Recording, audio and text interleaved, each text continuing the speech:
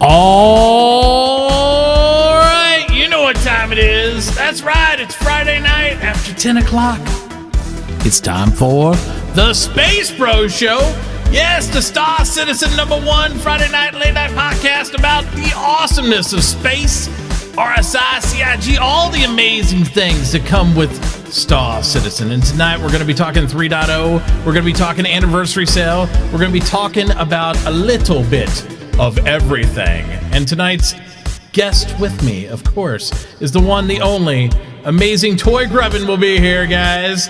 Additionally, with him, we will have the one, the only, Dr. Drones in the house, loving it up the best way the doctor can. And trimming himself up with sharp objects, you know who it is. It is the Uber Nerd. Oh my gosh, guys, it's time to get started. Let's do this thing. It is time for the SpaceBros Show. What's up, guys? How are you guys doing tonight, man? What's going on? What's up? What's up? Yeah. We're doing. All right. So, what's happening? Oh my gosh, have we been waiting for this week or what? I mean, for real, we have. I know it's not live, but this week feels like it's been coming for so long that it's just been, I don't know. It's been so awesome and so just a little one. So to wipe a tear away, man. I know, and you know, it's hard for me to get salty about anything. I've seen a lot of people that are not part of the community or longtime backers of the community that have walked away for a while. You know, they had to take a breather with all the delays, all the waits and stuff, and they come back and they're like, "Oh man, this is so buggy. I'm like, this is heaven to me. This is nowhere. This is I will stand behind it every time. This is the best PTU launch they've ever had. Think about it. I mean, 2.0, you couldn't stay in for 30 seconds. I've been in for hours at a time. Yes. Do we have some gateway issues getting in? Yes. Do we have some really nasty bugs? Yes. But it's beautiful. Stuff in general works most of the time. And it feels like they've put enough elbow grease on it to where it's a great starting point for us to get it to go to live. It really is. So I feel like we're in a great position. So yeah. Oh man. So let's go around the room real quick. If you guys are new to the show, I know most of you are longtime viewers and longtime vets and all that stuff. But let's go ahead and we'll introduce everybody. We'll go around and see what everybody's experiences have been with 3.0 so far and how their week's been and all that stuff. So let's start out with Mr. Drones. Let's see how things have been going for him. So how's your week been, buddy? What were you thinking when you heard the drop? I mean, like, it was a surprise to most of us. Tell us about it. When I heard the drop, I was like, well, where the hell's my invite? Why am I not in? What's going on? Yeah. Like, you know, but no, I kind of assumed I wasn't going to be part of the initial first wave, but concierge and sub, you'd think, okay, maybe 50-50 shot I get from that first batch. But no, I didn't get in that batch. I got into the next batch. And then, of course, our favorite number, 15,006. Yes. 15,006. Yep.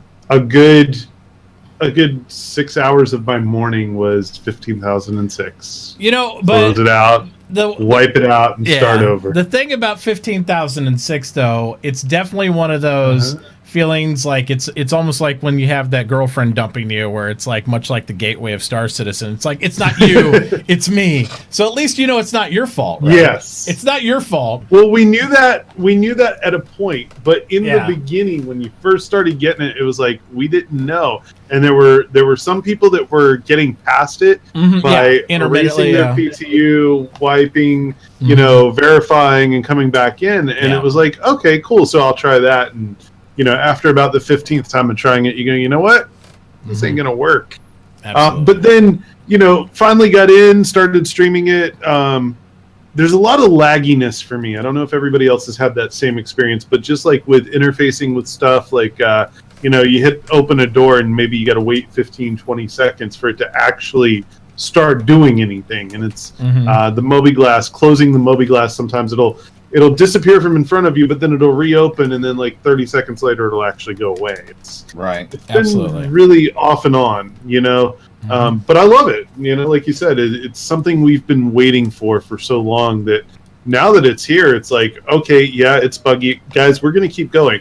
Oh yeah, okay. Well, we've got a crash finally, so you know it's gonna take us 10 minutes to get back in. Just chill. We're gonna do it. You know, we're going for it. Yeah, and for every bug, I can say, like, it seems like I'll find something amazing. Like, you know what I mean? Even though we've seen all the video and stuff, every time you find a bug, it's like, wow, but look at the rings on the moon, or look at the sunset, or look at this, or my footprints are right there. You know, there's something that's like just like, even though we've seen other devs and stuff do it a million times, the fact it's there and it works almost flawlessly in those capacities for the effects and stuff, it just blows my mind.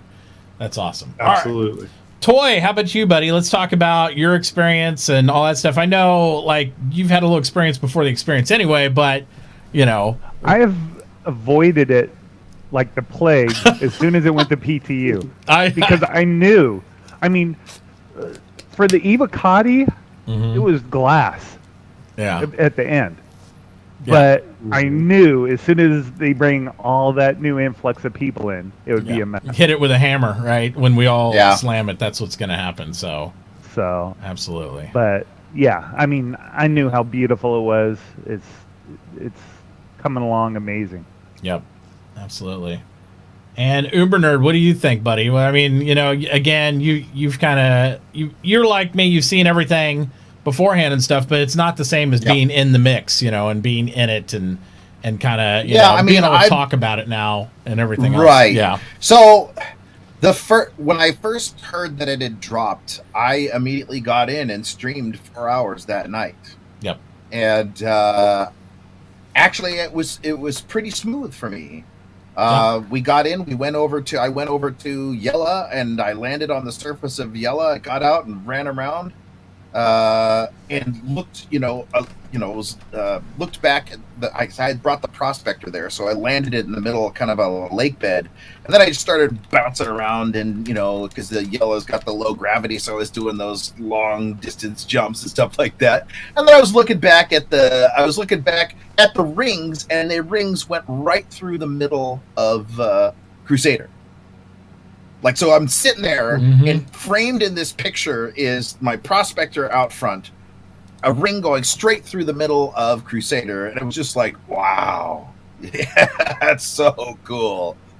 And then we sat there and watched as Crusader dropped below the horizon.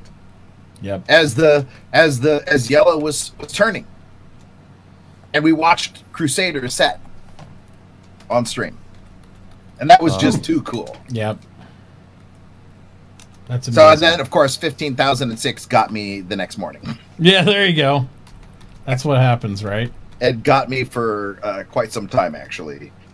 And then I was good. I figured out the fix, went for the rest of the day, no problems, right? And then today, I had nothing but graphical issues. So it was weird. I don't know what was going on. And there have been no updates. So I'm like, how is this happening? Didn't have them on Thursday night. Or didn't have them on Wednesday night. Was it Wednesday night? Yeah, didn't have them on Wednesday night. Didn't have them all day Thursday, but started having them all day today. Yeah, I will say there's a resolution issue, because I have literally many times have to unplug my stream machine, because having the multiple monitor resolution stuff, because I run at 2K on my primary game rig by itself, having the capture card there, it's causing a screen hang. But the minute I detach the HDMI from my capture card, comes up instantly. Then I just got to wait for it to sync, plug it back in, it works flawlessly. But before that, I was waiting 10 minutes on hangs, sometimes that. So if you are having a black screen load-in issue, and this is not in the game, this is for me when I'm trying to load the game itself, when you get the gateway issues, I unplugged my capture card part, just the HDMI part, or except from the second monitor, when I tested on another machine in the house, and it allowed me just to go in. And that's not recopying the PTU. Yeah, I'm not that's having nothing. that. Yeah, that's the one I was having rainbow screen. I've had zero issue with that. Yeah, it's if you get a black screen, I would try another suggestion that I ran into. Just alt tab out of the game and back in. That worked for me a million times. And the other reason I know there is a resolution issue, there are many times where I have the option of 2K. Sometimes I only have 1080p. Sometimes I have, then 2K will pop up later. So there's something graphically, and it might not be consistent. There's something graphically that's not syncing in right. You're not setting it? You're not hard coding it in a user config? Or you're doing through menus? I do through menus. I do not do user configs. Okay. User configs are recommended. I do user config. I know. The CIG recommends you not doing that most of the time because we delete our user configs all the time. But that's you guys. Whatever you want to do. I do the old school, I don't know anything about computer ways. I just click buttons on menus. So that way I can tell other people, you just click these buttons on menus to make this happen. And that's how I do things. Default, baby. Yeah, they ask when you're doing testing in the Evocati, they ask you not to modify your user config. Yeah. Because if you're filing reports to the issue council, and you forget to, or you don't mention that you've changed the user config, then you could go through and do all these, oh my God, what's going on here? And then it turns out it's your fault. You definitely want to, you need a native client to do any type of issue council reporting. I mean, you can customize for yourself and your own thing, but just make sure when you report an issue, if you have a customized user config, you need to eliminate that from the issue to begin with. Get a vanilla config. Get a vanilla, reload your own after. Persists. Yep. If it doesn't, it's your fault. Yeah, because I believe it was in 2.0 with the customized user configs, we had huge amount of issues, and there was this ring around the rosy time with the issue council because people weren't reporting it. People would test things down and go, I don't know why it didn't work. And it's like, oh, it was customized user config.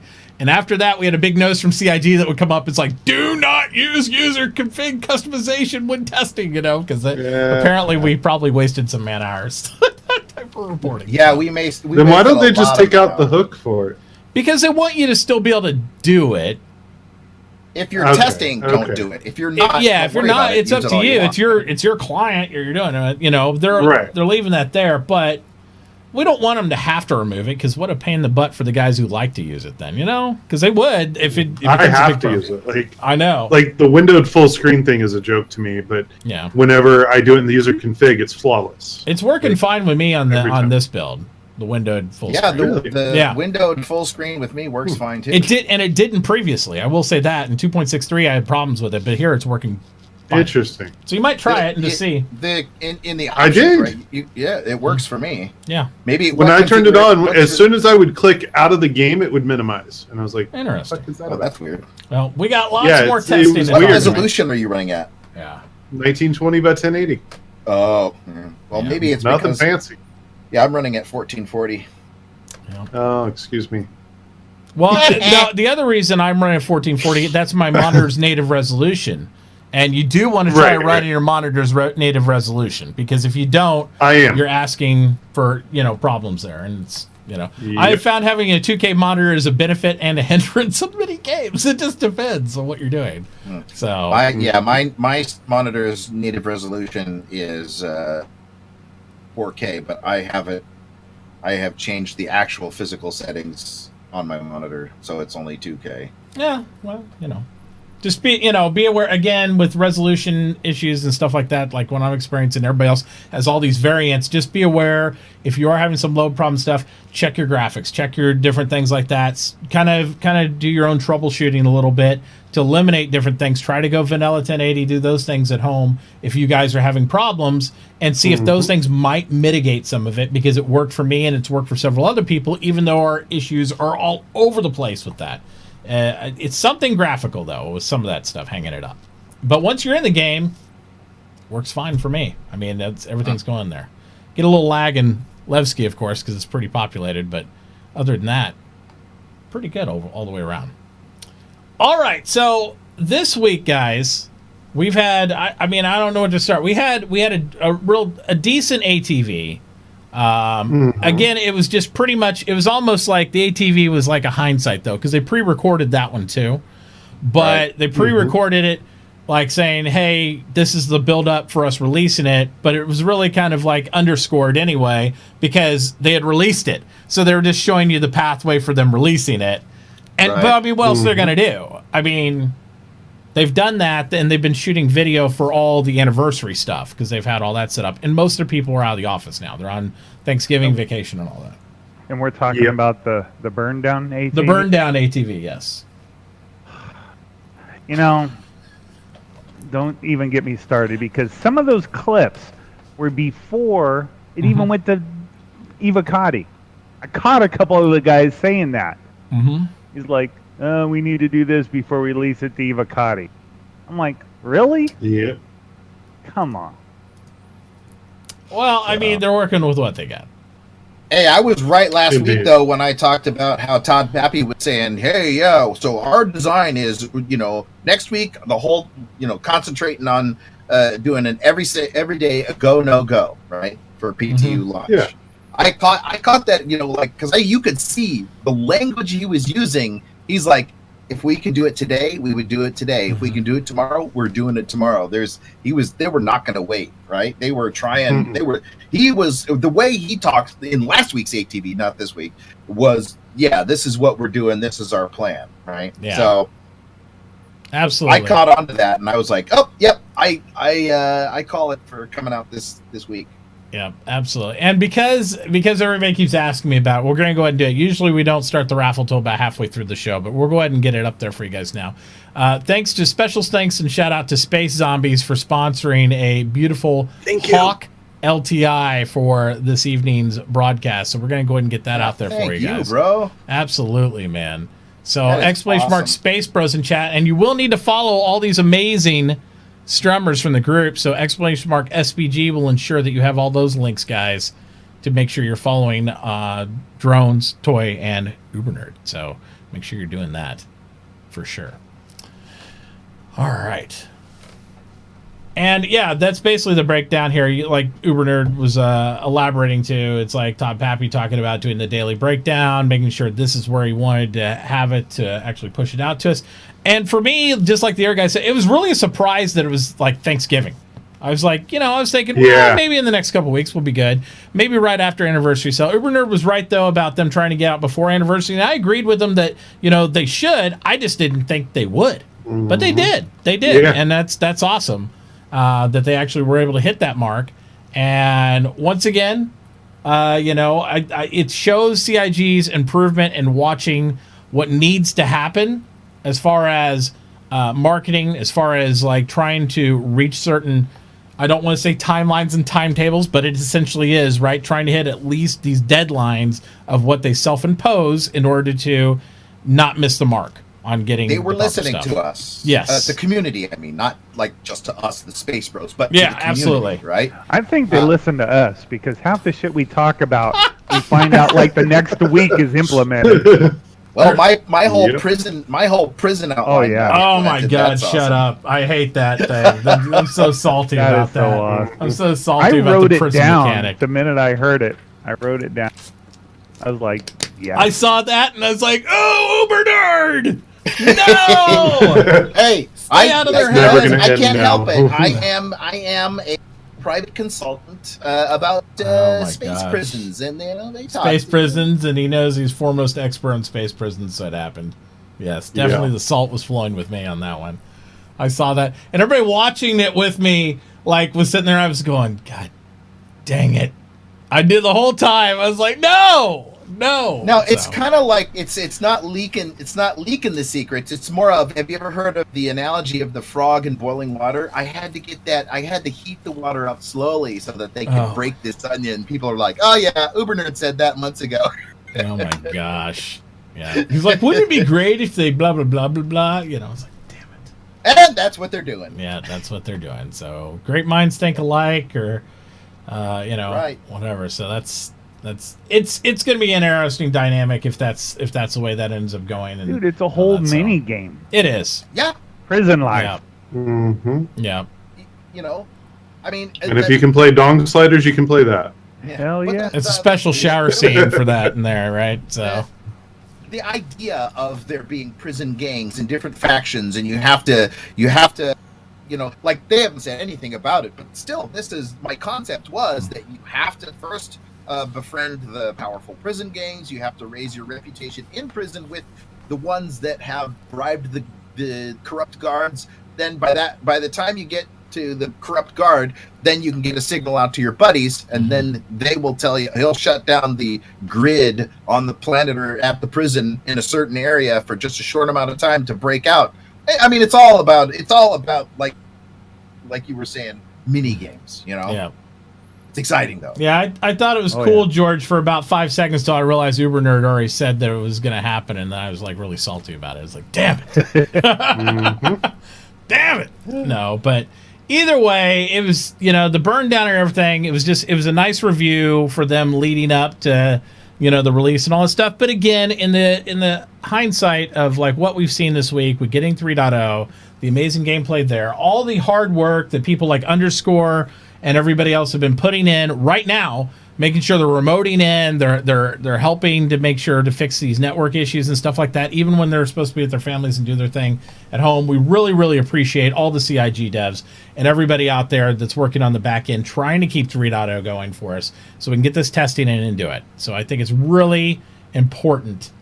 Really, really important that we also, we need to remember that the vast majority of updates that have been happening. Now, we haven't seen any updates come to the Delta patcher, but that's because the vast majority of updates that have happened have been server side.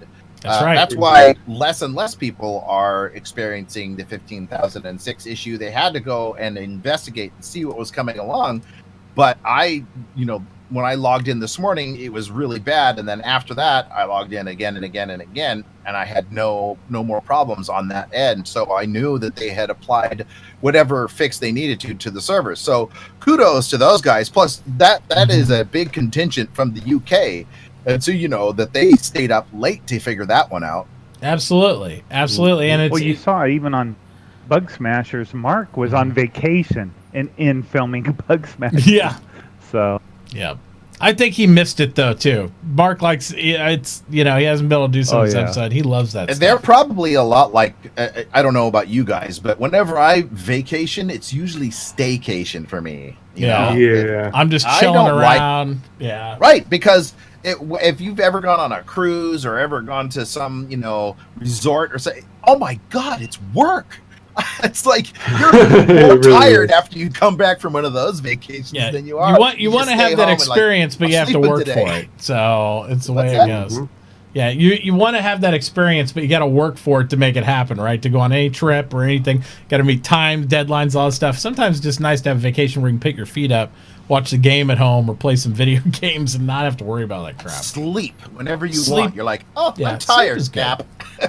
Sleep is good. Yep. All right, so let's dive deep into this. This was the one of the daily ATVs, and we're kind of discussing, we might do some mini shows, some of us who are available from the SpaceBros, and we might mix up some of the other SpaceBros in there too. This is the Anvil presentation that we did today, right? So we're having an Anvil review. They're talking about the beautiful, sexy Hawk. And we have started the Hawk giveaway for those guys that are just tuning in. Make sure you get in there where you could win this ship, and... I think it's a really cool concept ship. I think it's really nice. I was surprised that the ship they were kind of leaking and hinting at ended up being a bounty hunter ship. What do you guys think about it? Let's start with Uber Nerd. So I think it's about time that we get a dedicated bounty hunter ship. All the others are like these multi-role, used, like surplus military or surplus police ships, but they're not actual, like, made for bounty hunting. This is the first time we've got an actual real bounty hunting ship, one that is specifically designed to do just that job. And I think that that's a cool thing. Now, I'm not much into the ship itself, but I think that the idea of bringing it into the verse is a great idea, especially since bounty hunting mechanic is one of those that's going to be an early entry into the 3. series, right? Somewhere in the 3. series, we're going to get a more functional bounty hunting mechanic, and I think it's really good that they're bringing this ship, at least that they're selling it. People will have to use their Avenger or their Cutlass Blue first, but this is definitely going to be one that they may gravitate towards, especially as a solo bounty hunter. And it's cheaper than those, right? I mean, that's the thing that you run into there as well. I mean, it's more expensive than the Avenger, but it's cheaper than the Cutlass. But it's right there in the same price area, I mean, it's in the same wheelhouse. I was really surprised they didn't make some sort of package for it. But, Toy, what were your thoughts on the beautiful Hawk, the bounty hunter ship? I mean... I love the way the wings fold down, the way it sits.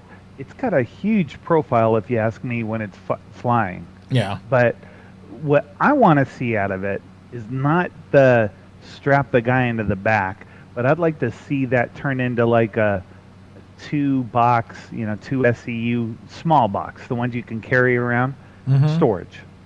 Oh. Instead of throwing a person in there into a seat. Maybe an option. Maybe a mini storage compartment instead. Yeah. That's what I'd like to see with it.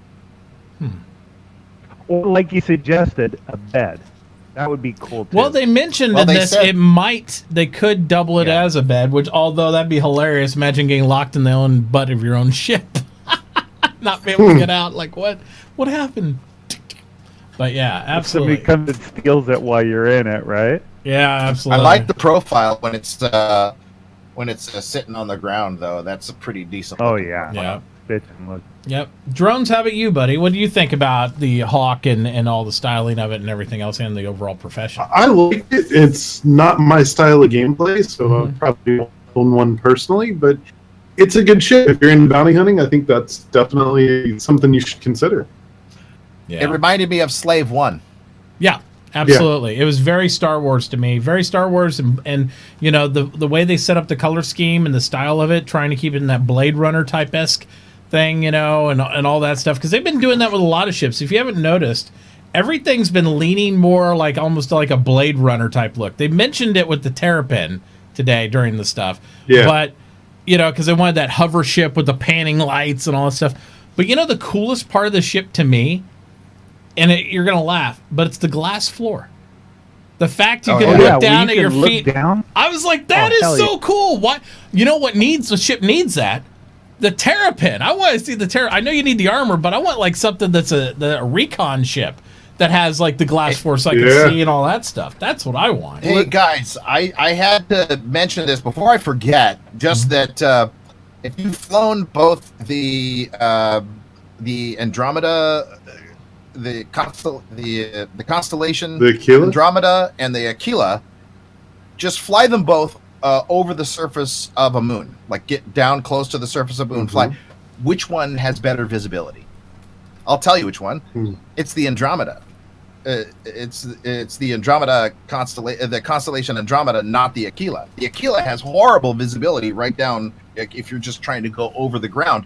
But with that big flat glass window right there, you're like, oh my god, this is really easy to fly across the surface. That is true, but I will say the Aquila, I love that saucer section front. It reminds me, it's got almost like a Star Trek feel to me. Where you look down the nose of it, I feel like it should, escape pod, launch a saucer section out the front of it if the ship gets hit.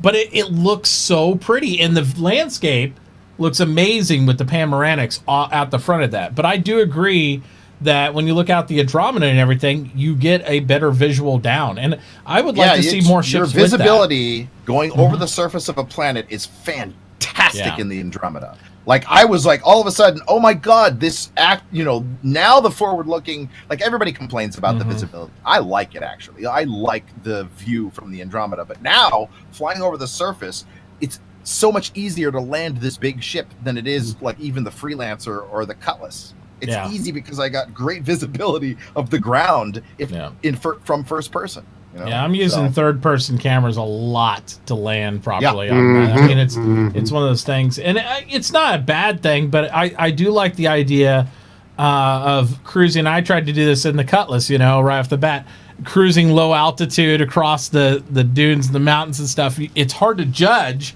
when you don't have that vantage point down towards your feet, so it makes it a little more rough. I think that I'll tell you right now. My favorite ship for cruising overland is definitely my Prospector. Yeah. Because you cannot beat that opening. I couldn't get in the Prospector because the ladder bug today. The ladders were there's a ladder bug that's intermittent in the game, and I couldn't get it. The ladder came out and all this stuff. It wouldn't let me climb the ladder. And then in the Constellation, you get stuck on ladders a lot of times. So so there's you'll be halfway up the ladder. Same thing with the Caterpillar. You go halfway up the ladder, you can't get down. It'll rubber band you back to the ladder repeatedly. So I'm like, no. Yeah, don't climb ladders right now. There's a bug for ladders. So I don't. Ramps and stairs work. Ladders. No. I have not had a problem with the ladder, the Freelancer, or the or the Prospector, but I've had, the Constellation. Totally, I get bugged and stuck on those ladders and can't get off. Yeah. The Caterpillar, the ladder that goes in the engine room, I can't get off that one. Yeah, same thing with the catwalk one in the Caterpillar. I can't get up the one from the freight containers and go up there. I rubber band and get stuck on it. So right now, ladders are no joy. It's on my list of issue council things to put here. I got some screens and stuff on that. But yeah, definitely ladders are a thing. But not to jump too far ahead, but just because, and I love this concept drawing right here. Dog. Sorry. That is my I gotta play it again because that's like my favorite concept drawing of the Hawk so far was the Blade That Runner one right scene. there. Loading the guy in the back. Yeah, right there where he's strapped in all in the back, and they got the You whole know, Blade I got Runner to scene. wonder, do you think as the pilot of a Hawk you'll have the option to jettison that section? That'd be hilarious. Just poop him out the back. I'm just thinking, yeah. Yeah, that'd be hilarious. But I love that. But just jumping on you guys is talking about vantage points and ships and stuff. And I know we're going to get to it towards the end of this video. I just want to mention the Carrack real quick. The Carrack with that glass floor, because they got those captain chairs and they roll out over the canopy where it's like you can look down and it's all glass encompassing you. I think that's going to be the most beautiful shot of any of them, because the only other ship, when you were talking about the Prospector, I was thinking of was the Reliant. The Reliant, as much as I don't care for the ship itself that much, I mean, it's cool because it's got the B-Wing type thing going, but practicality, I'm not a big Reliant fan. The viewpoint on the Reliant is amazing because you are encompassed in glass floating all around you in the Reliant. It's an amazing ship, just visually flying around in. So I do want to try it out there. Yeah, we can have 3 shows just on that Carrack section alone. Oh my God. Yeah, definitely so. So hey, I will be right back. I think Go my ahead. dog chased a deer across the street. Uh-oh. Get those deers. Bring home the venison. Squirrel. Squirrel. But yeah, so no, I'm really impressed with the Hawk. I almost want to see it be. I like how they're targeting some profession stuff, because this is truly a profession ship. There's really no other reason to own this ship except for bounty hunting. Because I've already had people theory craft, well, it'd be good in a fleet. Not really.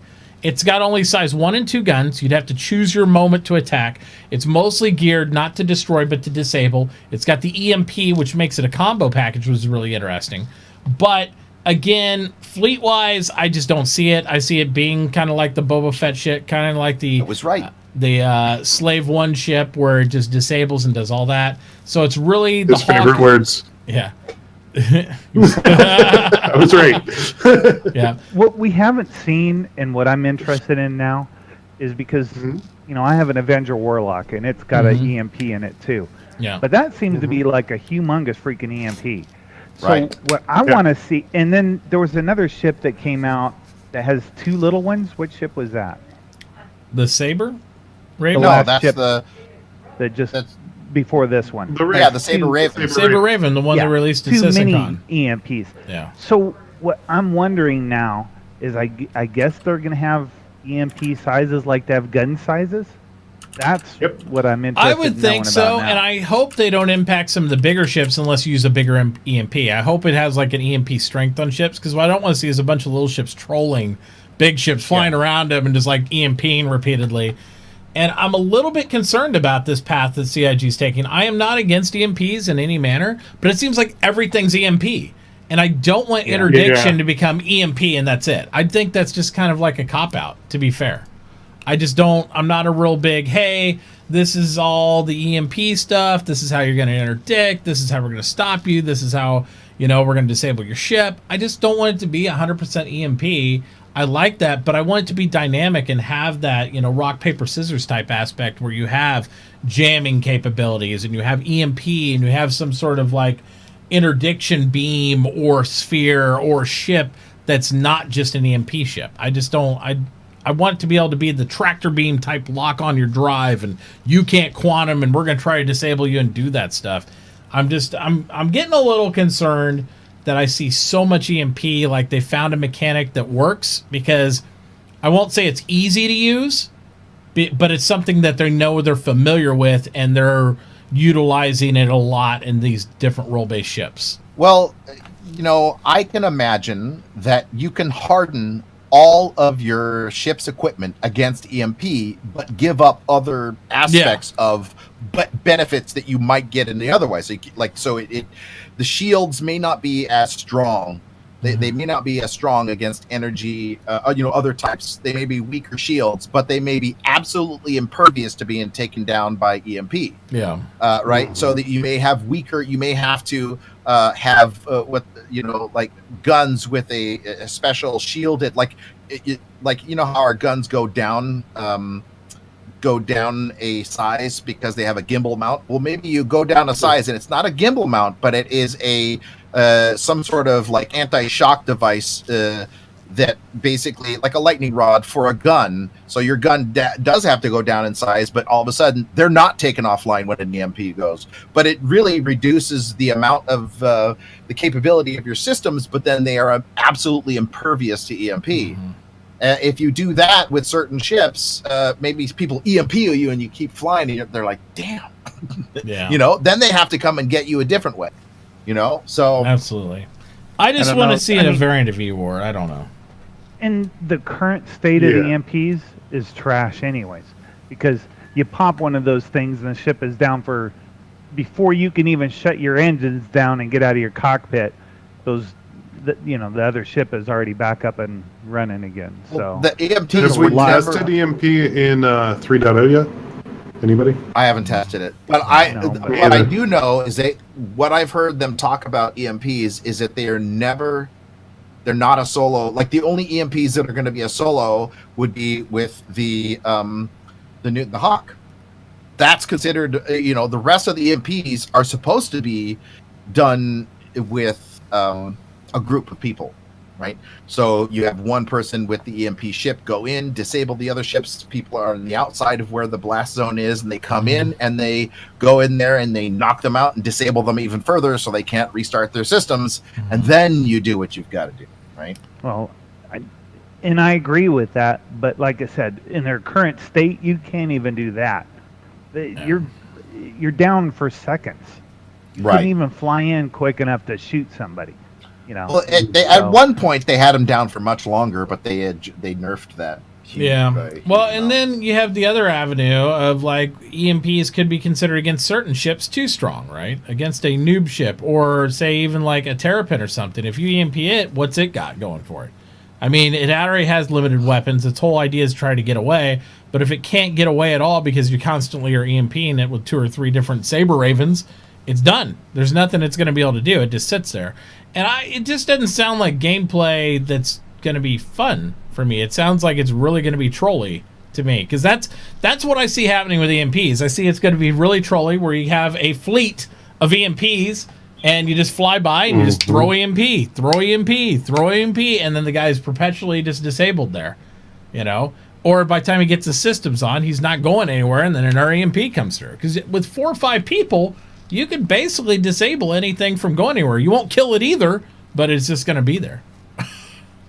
Yep. So, I would say that there should be, imagine if you EMP a ship, but it's, I don't know, let's say it's a Hull series or some ship that has a couple turrets, and they shielded their turrets and put ballistics on them so that, you EMP'd. Now everybody's kind of sitting there while your EMP ships recover a lot faster than the ship you EMP. So you just shoot the crap out of them with your ballistic weapons and they're toast. Well, and people are already talking about torpedo bombing stuff after they, one ship comes in, EMPs a fleet, torpedo bombs come in, you have no shielding, you're done. I mean, that's it, stuff like that. It's just going to take balancing and stuff. I just hope they throw some other variants in the mix than just EMP, because I like it there. I don't want it eliminated from the game. I just want some. The balance has to come with what you can do to protect your ship against EMP. This is true.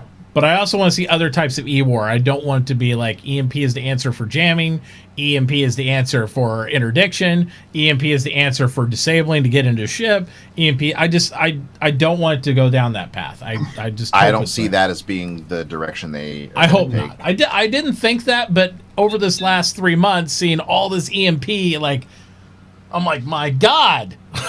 Okay, we now have three 3 like concepted EMP ships or functional ones, and we have more already planned because I think there's at least 1 or 2 more they've discussed that are supposed to have EMP in them as well. I'm not 100% well, sure. the Cyclone, right? So the Cyclone that launches missiles, the air, the anti-aircraft Cyclone has an EMP in it. So, and we haven't heard anything about any other method of interdiction ship yet. Now, what I'd like to see is what happens to, and we should probably test this out. But does it knock out your Moby glass? Can it knock out stuff like that? Yeah, will it knock out any like a railgun or the power, anything that energy takes weapons? Energy weapons of any type? Will it affect those? I don't know. Right. I don't think it does in 2.63 because I remember firing a laser rifle. Well, we can try it in 3.0. Yeah, in 3.0 we can try it out and see what happens. Yeah, we have to do some testing with that. We'll take a Warlock out and we'll just go land on a planet. Or go zap ourselves. It'd be amazing. And zap it. Yeah, exactly. One person will have ballistic weapons, the other person have energy weapons, and see if they work after an EMP. The ballistic shouldn't be affected at all, of course. I know, right? But that's what we should test. Absolutely. I am down. All right, let's talk a little bit about Terrapin. One of the more, I don't know, I'd say it's a favored ship by many, but it had a really rough concept. Right when it came out, there was there was some drama over this ship. Have that. Yeah, but there was drama over this, and this is more because of everybody assumes. There's so much presumption, and there was some mismarketed stuff when it first came out. There was because they had listed some stuff like cannons on it and weird shit, and I'm like, I don't think so. Well, that shows you the disconnect between the studios. Yes, because they have one guys that they want this ship and they think it's going to do this. And then the gameplay guys are like, no, we can't have it do that because of this, and this. So they got to go back and change it. Because they have definitely gotten better on that, though. They have. And I actually would point to the Terrapin as the reason they've gotten better for that. Because after that little chaotic mark of that, I think it made their studios between design and the engineering team work together a little bit more on designing these ships, because design said, hey, this is what the gameplay it's for, and the air guys were like, well, it has these hard points so it could accommodate this, and they just assumed, and when the documents came together, that was a mess. But it is really evolving as a really cool looking ship. I mean, I think it looks really neat. I always thought it looked cool. Yeah, from the very beginning. The armor's neat. It looks even better now. I think it's going to be it's the essential in my mind up to this point. I know everybody still talks about the recons and stuff like that on some of the ships. This is the Scout. This is the military class scout ship that you'd want to have in your fleet if you're going into a combat type situation. But there's a couple sticking points, and I'll let Toy talk about his main sticking point with this ship because he's talked about it for months. I know. I mean, my main thing is you have a scanner. Uber Nerd explained it good. First off, it's not going to be a deep space thing, so it's not going to be for long trips. It's going to be short day trips. Mm-hmm. So my bitch was it only has one bed. Yeah. But they did list it, and they do mention it like a deep space recon. They even say it in this video. They talk about it to go way out there and be that thing that can sit on the edge of the system and do those type of things. I mean, that's the way they market it. It is the quintessential deep space. It's a dual purpose ship is how they kind of explained it. They didn't say it's dual purpose, but we got the picture, right? Absolutely. If you want somebody in the scanner seat and you as the pilot, then it is a short mission where you have like you say, you have your fleet going there. You've got a couple Idrises, a Javelin. You've got 4 Terrapins at the corners of the area. Or even better, 6, because you're in a 3D space, but you've got these big bubbles of detection, and you've got 2 people in each Terrapin out there detecting whatever may be in that vicinity, right? But that is kind of a short. You have to go back to the carrier for refueling, more oxygen, and maybe let the guy off to go sleep. If it is a player, maybe he has to really go sleep. So he gets a bed in the Idris. Next guy logs on, comes in and gets in, and they go off and do the missions. I mean, there may be stuff that is just like that. Then again, for very, very deep space, where you want to go off park off in the middle of this unknown region of space and just passive scan as far as you can. One person seems better for that if you may take a long period of time to do it, right? So, but they specifically mentioned, and I think it was in that ATV, that it's not going to be, it's going to have like 3 different purposes. And I'm thinking from the way he was explaining it, it's going to be 3 separate setups.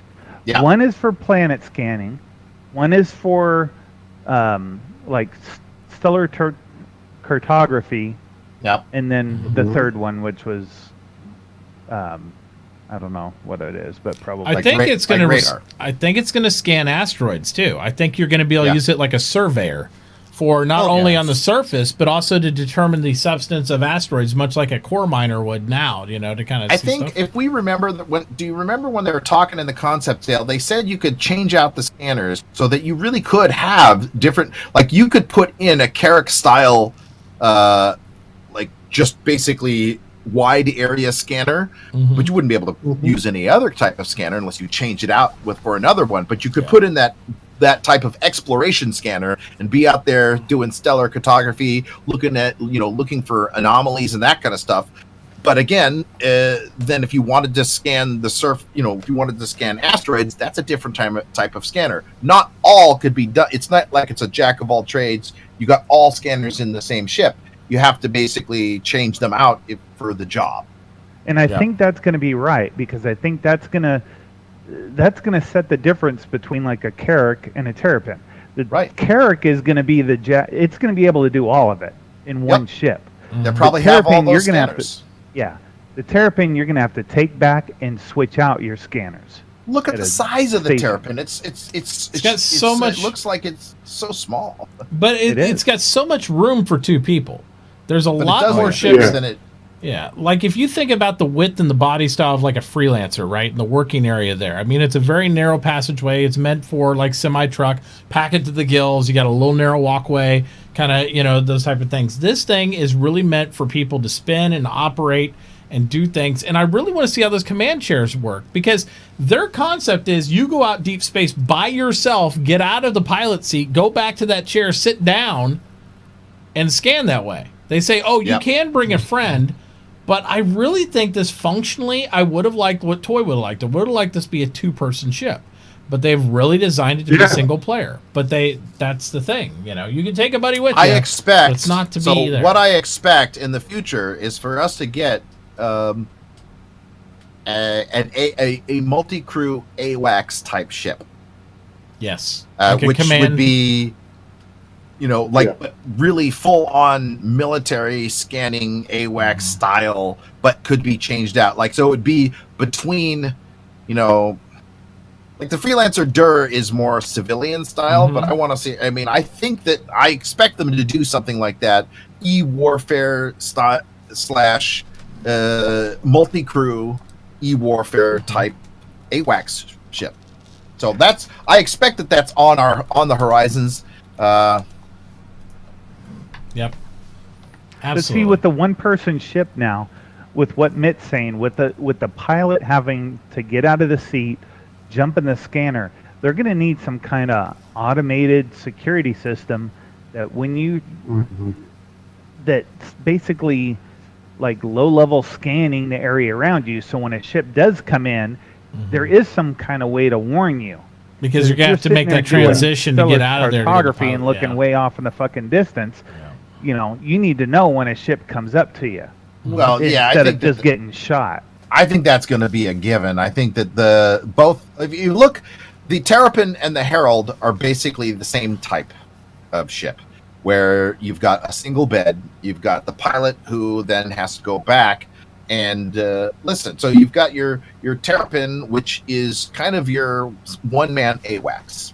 That's what it is. That's how I look at it. Whereas your Herald is your one-man Russian trawler.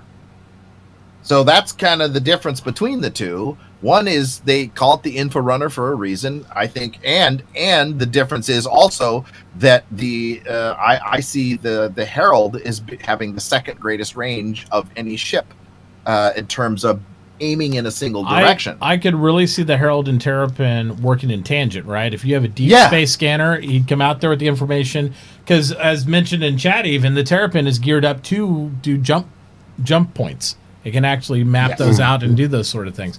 So I think one of the things you could do with it is you have the Herald go out to its location. You pick up the data pool, and then you can bring those back to the fleet or bring those back to the other zone when it's doing the mapping and all that stuff. Because they've already mentioned this with several other both land vehicles and ships when they're doing the cartography and those other things.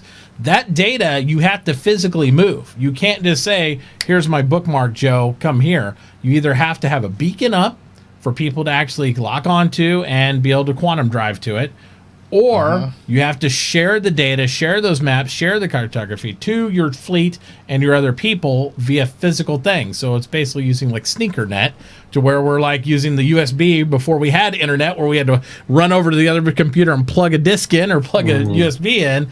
That's what we're doing again. We're running that over because the data stream does not navigate jump portals. It doesn't navigate that stuff. There is no satellite-to-satellite communication through that void. That is the need of physical movement inside the game, and I think it's beautifully explained through the lore and through what they're talking about. That's why you need info runners. Because otherwise, it's billions of light years away if you didn't go through this portal to actually bring the communication. Right. And I also see that in terms of, like, if you want to see across an entire solar system with great detail, there's only one ship for that, and that's the Endeavor with that giant antenna, right? The Carrack is better all around, but it doesn't have near the range of the Endeavor, right?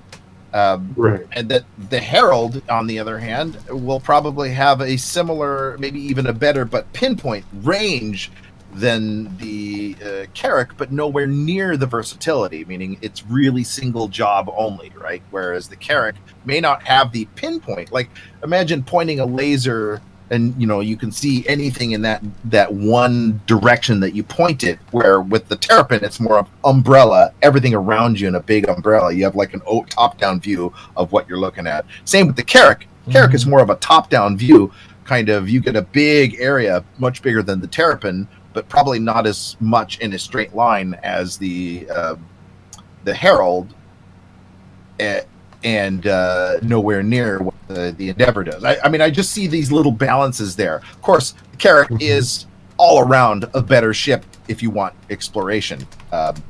Then again, if you look at the size of the Terrapin, maybe the Terrapin would be working with a Carrack to map out small jump points, since it's big enough, it's small enough to fit into the small jump points. Yep, absolutely. Might be the safer ship to choose also because of the danger of going through unknown jump points. Yeah, true. One thing I want to mention on these pictures we're seeing, these pictures are really deceiving, because it may look big in these pictures, but I've seen this happen a million times. When you actually get in there with the real, with your character or whatever, it seems a lot smaller. I know, it's the whole fisheye lens effect. Yeah. It's not really a fisheye lens, but it's a little wider view than what we look at. Yeah. So, I mean, look at that seat. It looks like it's huge, lazy boy, and and when you're actually in it, you're squished, What do you think of the MFDs? Oh, they're beautiful. Yeah. You did a great job on those. I want to see it with that the globe or whatever, how it affects your vision though, and with the top down. When they say the armor plating goes down, they're like, you're going to be able to see, but it's going to be restricted. Well, how restricted? Yeah, how restricted another is that? Good question. That's interesting now. Yeah, absolutely. But yeah, I think it's going to be well worth it. And they're talking about they're really almost ready to do flight prep on this thing. Yeah. I mean, that's pretty cool. They're getting the final art. They're finishing. They're finishing up final art. Yep. Which is awesome. Yep. So exciting. Now they just have to have some reason for us to get it in the game, and hopefully get some game mechanic behind it, and we'll be able to use them. Because you can't, if they brought it into the game now, and they will if it's flight ready, right? Whenever they'll bring it in. But again, it would be so nice to be able to map out charts on some of the moons and planets, put down beacons, do different types of actual surveying type things in the game with it, because you can't store cargo in it. You can't do any of that. Nope. So, you know. I bet you they will come up with that. You'll be able to have like a.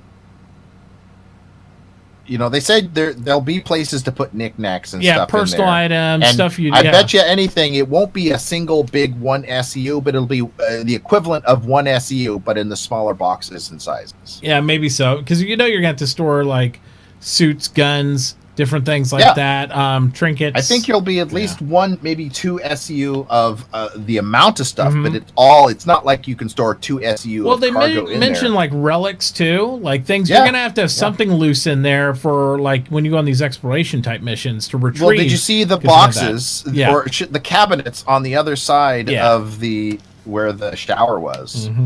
I was thinking there might be areas there. No, those were labeled for avionics or something. Yeah, it was that type of stuff. Maybe just use the shower itself, because we call it a shoilet. Because I think it's on the constellations. Yeah. If you look at the bunks, I know it's on one of the ships, but there's actually, it's kind of lined out as a little drawer. Yeah. So. Well, I have to go look at them again because they've changed. So I'm thinking or maybe it was a Caterpillar, one of those bunks or whatever, they actually had it marked out for some kind of storage in the bunk itself. Yeah. So I don't know, maybe there. Yeah, it'll either be a shoilet or an inverted bidet.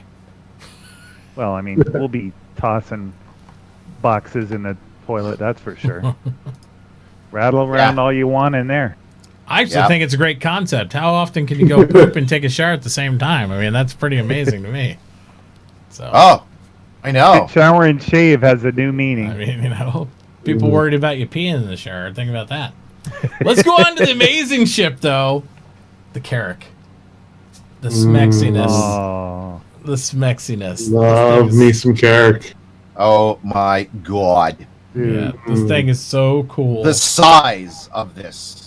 Everyone is going to want one of these ships. Everyone is going to have one of these ships. The ship for multi-crew. Small, 5-person, little small group of friends. Big ship, small group of friends. Everybody's got a defined role on the ship. It's got great stations, plenty of room. You don't feel cramped in it. I mean, this is the 5-man Brofest Enterprise, if there ever was one. This is the one. Oh my God! It just looks so good. Beautiful. Everybody's got their own room. It's perfect. It's really cool. Well, they said it's the Firefly of the ships. So I mean, you can just see some of these hallway scenes right there, even with them just posting the models and the makeup there. You could see this in a movie. I mean, this is something where you would see like a dramatic scene take place in this hallway, like 2 crewmen get into a scuffle, something going down, something shady happening, those type of things. I think the Carrack, in my estimation, is going to be one of the ultimate RP ships in the game, because you're out on that exploration flight, you're there with those people inside, your buddies in there, and you can just do some amazing, cool video of stuff in this ship. It's going to be so neat. So neat. I want to see somebody do like a machinima, and like it be like the whole Serenity thing, the whole Firefly thing in a Carrack, just going off making like a story between the crew members. I mean, even look at the internal molds of this. Look how big this ship is. I mean, that little flight deck for the snub is crazy. When you see the cargo pod, the P-52. It gives you a big sense of scale when you see the snub fighter and all this stuff. And the profiles, we've seen it a lot. I think the best feature for me of the whole ship, though, is I love the way the captain chairs and stuff and all the co-pilot chairs are on these rails, and they hang you over the glass. They hang you over. I mean, yeah, that's cool. That is amazing. It's like you're just putting yourself out there and you're in the void, and it's just it's so, I don't know. I can't wait to see it. I don't own one, but I know everybody else has got one. I can't wait to even crew on the ship because it's going to be so much fun. It's going to be so much fun. I just really believe that. It's going to be... Well, you can captain mine because I'll be in med bay. Yeah. I don't just own down one to be either, on one. so. There's plenty of people that have them, though. I mean, it's not essential for my overall org dynamic, but we have enough of them with all the members that I think it's going to be great for long distance recons, exploration. There's at least big jump one in my points org. Yep. But, because our first mission is kind of an exploration mission, my org's first mission is to locate the lost system of Oratani. There you go. So we need more Terrapins, though. Yeah. More Terrapins. All you need is Starfarers, Carracks, and Terrapins, and you're good. Plenty of fuel and go. So, I don't know. Yeah, this thing's wow, just wow. Beautiful ship. I mean, I even love the layout as he's walking around in it, and how it has the hallways that wrap around the landing pad with the windows. You could see the fighter in it. Oh man.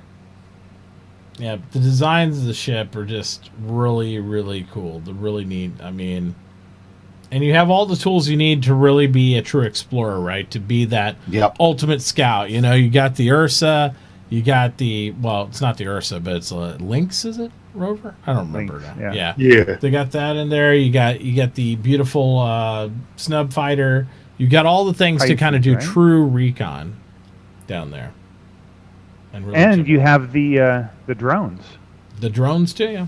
So. Absolutely. So you got a full drone base. So you got all the cool features to seek out new life and new civilizations. They took the drone room from the Reclaimer and put it in the Carrack. They're like, oh, that's not going to fit. Yeah. But then they tried to size it down. They're like, that's like a closet. Nope. Because they had to resize it back up, and then they realized, oh well, now the Carrack has to get bigger. Yeah, 123 meters long. Yeah, that's what it was. Yeah, 64. Now it's 150. 30 more meters. Yep, 153 meters long. This is why he called it a capital ship. Yep, because the minimum size capital ship is 150, right? Yep. Anything over 150 meters long is a capital ship. So, I mean, the Banu Merchantman has become a Banu capital ship. Yep. Yes. At 160 meters long. Yep. And it's also, they're saying in chat, it is fully self-efficient. So it can perpetually keep itself going and handle all that stuff and all that. It is truly Explorer where you can send it out, go out with your team, and do that stuff. And this is the ship that I feel like a lot of people were hoping like the Aquila would be. Right, 5-man crew, about the same thing. They're, you know what I mean. But this is the true Explorer. Yeah, I think the Aquila is too small for that, though. There's no way you could. I feel like that's no way you could store the supplies you would need for such a long mission. That's what I'm saying, though. But this is the ship that a lot of people buying the Aquila would hope they want to go on this long range mission and do all these things and stuff. And the Carrack is what fills all that. I wouldn't give up on the Aquila yet because. What they need to do is just make a smaller rover. Because the rover is what kills the Aquila. Because it takes up the entire storage bay. Well, you have the Cyclone. They can come up with... Great cat. Well... the golf cart. I think the Cyclone... Sorry, I couldn't resist. I really believe the Cyclone is that answer because it's right now there's nothing else to transport the Cyclone than the same stuff to transport the rover, but it's about 20 to 30% smaller than a rover. So I think you might be able to. Some extra cargo it should give you some extra cargo, depending on how it lays on the pad. I think if they position it to where you can store cargo around the precursory edges of where the footprint that the Cyclone would take up, it'd be better. Plus, let's be honest, pulling the rover in and out of the Constellation by any stretch of imagination is like putting my Dodge Ram truck into my single car garage.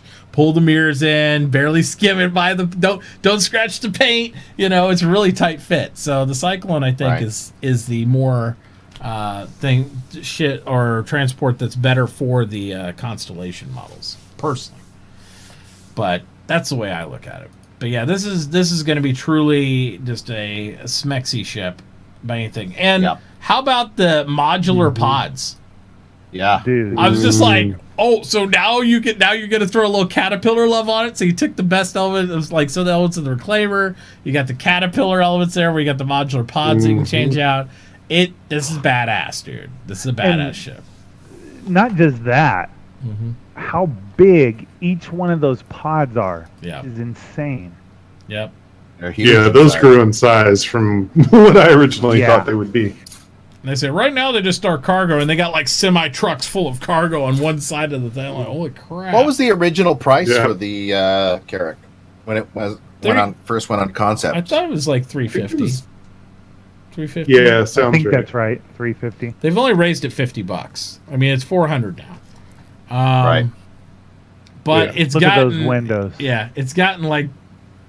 So I think the Banu Merchantman went up the most then, right? Because it was $250 when it first went on concept. The 890 jumped. 890 was the 890 jumped a lot. 890 is like, let's just double the price. So look at that. Look how big that one storage bay is. Yeah. This is one of the three. Yep. There's the next one. Yeah, most of the larger ships went up anywhere from $50 to $100, I believe, is the general scale for anything that grew pretty big size and all that stuff. So, and even if you could roll it back, the video back to show the front storage again, where the rover goes, that's a lot of room in there too. It is a lot of room all the way around. That thing is just chock full of room. Yeah. And again, this one more than the others reminds me of like the hallways remind me of like some scene out of Star Wars, because it reminds me of that's like what I was thinking. Yeah, I was thinking hallway down to the chair that I keep expecting it to. There's my hey. Yeah, it reminds me a lot of like in some of those narrow hallways, like the prison cells that Princess Leia was in, the original one, where they're all the the real octagon looking shape ones, and they had the big bulkhead. It looks exactly like that. To me, it's like you can picture them all huddled up behind it, having a gunfight with stormtroopers. I was like, that's pretty cool. So, yeah, I don't know. The more I look at, the more I want to get one, but I'm like, I can't own all of them. So, one of those things. Wait for game. Yeah, I mean, I like the Carrack a lot, but I have a lot of other ships, and I don't really need the Carrack. Yeah. But it is Smex. I have one, and you're all welcome aboard. So. There you go. So that makes it easy. See, there are two in this group of 4 people. There are 2 Carracks. So. Yeah. I have a Terrapin also. There you go. By the way. Me too. Can't fly them all at once. So that's right. I have a Terrapin as well. It's crazy. This looks so good. So look at all that like room. A med bay? That's what it looks like. Yeah. Looks like a med bay. It's got 4 medical beds, and then it's got one for scanning and making sure, like... Yeah. I mean, that's... And it's huge. Everything. It's like you can invite the family in to watch. Is this the habitat area? I believe so. It goes from the habitat, and then I think it goes back to the cargo area when they do the flight. These are door all the that habitat. Just opened up was the elevator to the bridge, probably. Okay. Maybe. Yeah. That would be my guess. I don't know. It's really freaking cool look. It is. Can't wait to see it with some painted texture. Yeah, this looks so good. And then, of course, they still got a while to go on it. I mean, they've just gotten started, but I was shocked they were done with the white box completely already. Yeah, the white box is finished, and they're just starting the gray box. Yep. So that's awesome, because at the end of gray box, basically, it's ready to go. They just need to start doing the final art, right? Yep. Final art, because that means they got most of the engineering part done, I believe, if I'm not 100%. Yeah, all the mechanics of how it lands, how the the articulating landing gear, how all the parts move, right? How everything moves and how the characters interact. That should all be done after gray box, and then Yep. So absolutely. But they did mention they were still tweaking the bridge. And, I mean, you would think that would be the most technical part anyway, because that's where you want all the systems to work, all the different aspects of running the ship and doing the scans and everything. Well, plus the shield that goes over the bridge. That's got to be, they have to make the interior just right so that when it goes over it, that it's, Yeah. Well, and not just that. Like you said, there's the way they do ships is they make the innards, and then they basically the old way was they were doing the skin on the outside and the innards, and then tried to mesh them together. Now they're doing the innards and then building the skin around outside after. But since that cockpit is all glass, that's all outer. So they got to kind of work it all in at the same time. All right, makes sense. Let's jump over to the Hurricane that they're talking about here, which I thought was funny. The pre-screen card there said Terrapin again. If you missed it, like they put the wrong slide in front of there because it said, Terrapin, and they're really talking about the Hurricane here. What are you guys' thoughts? Let's go around the room, talk about what your thoughts about the Hurricane are. We'll start with Toy this time. I bought one. I like it because it's a heavy hitter. Even though I hate their term glass cannon, and there's so many of their ships that are glass cannons, but it's at least they needed something with some beef on it compared to their what's the other one I have, Hornet. So the Super Hornet. They needed something to match the beefiness of the Super Hornet. Yeah. What Did the we hell lose did we Uber? lose? Yeah. Uber nerd? Yeah. No. Hopefully we can reconnect. Yeah. Drones, how about you since Uber nerd disappeared? Damn it, he's dodging the question. Yeah. No, it's a fighter. Meh. Yeah. I'm not too big into the fighter. I do appreciate that it's a heavy hitter. That's that's its role. If you got a fleet of those together to go in and alpha strike something, I think it'd be pretty badass. But again, not much of a combat pilot, so I don't own one. What bothered me about it is they specifically mentioned using it for ground strafing, yet the gunner's seat with the big guns is on the top back. They're spaceships. We can fly upside down. It's okay.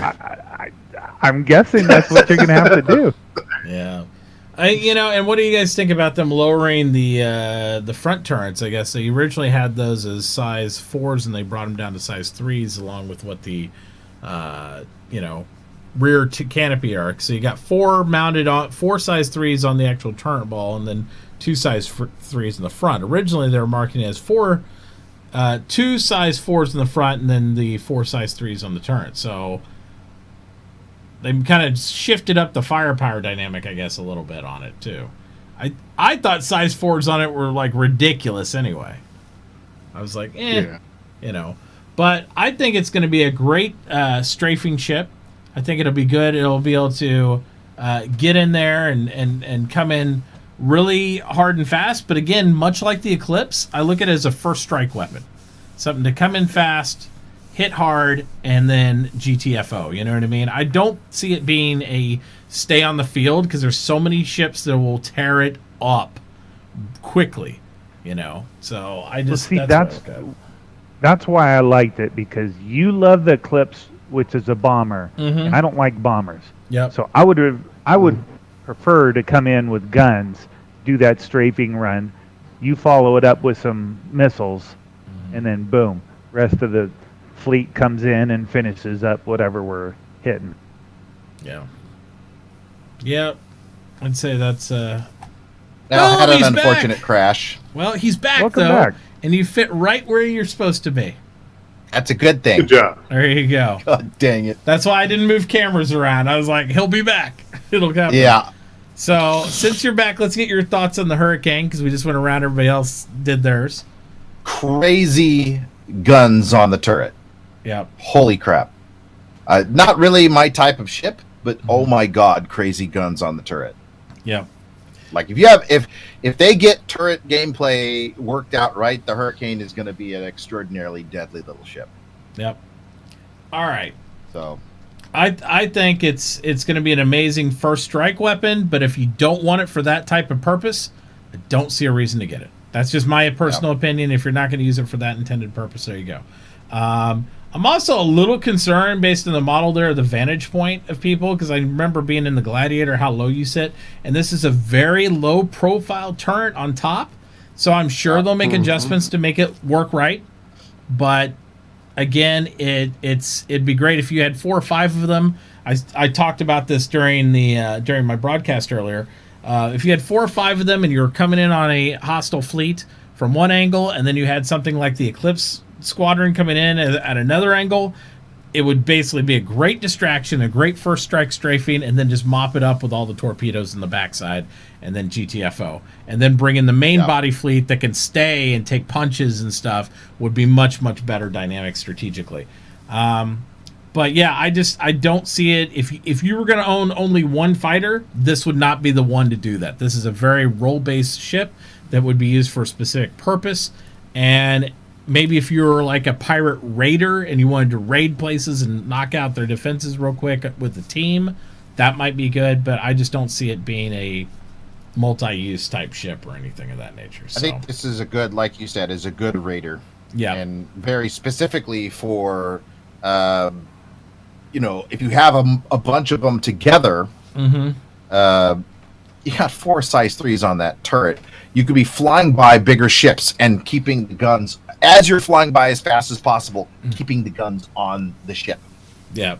So you're flying by and you're getting the hell out of Dodge. And then as you're getting the hell out of Dodge, you're still firing on the ship because your gunner is taking care of business. 2 of these could easily, in my mind, disable most support vessels in a fleet. If you had support vessels coming through you, you would obliterate or disable. I mean, think about that. That's literally 12 size 3 weapons focus fired with 2 of these ships coming in on hostile things. Now, you have to have a gunner. Turrets have to work well. There's a lot of elements that have to come in place, or the ship is useless. I mean, in reality, I'm sure they're going to get turrets down, but if you do not fix turrets in a way where they're very effective, you have totally basically given a pilot 2 size 3 guns, and that's all they can operate, because it is not slavable.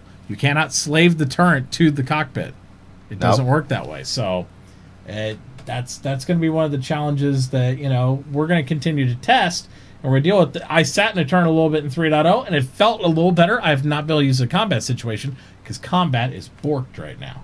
It's just not happening inside. Do not combat missions are no go.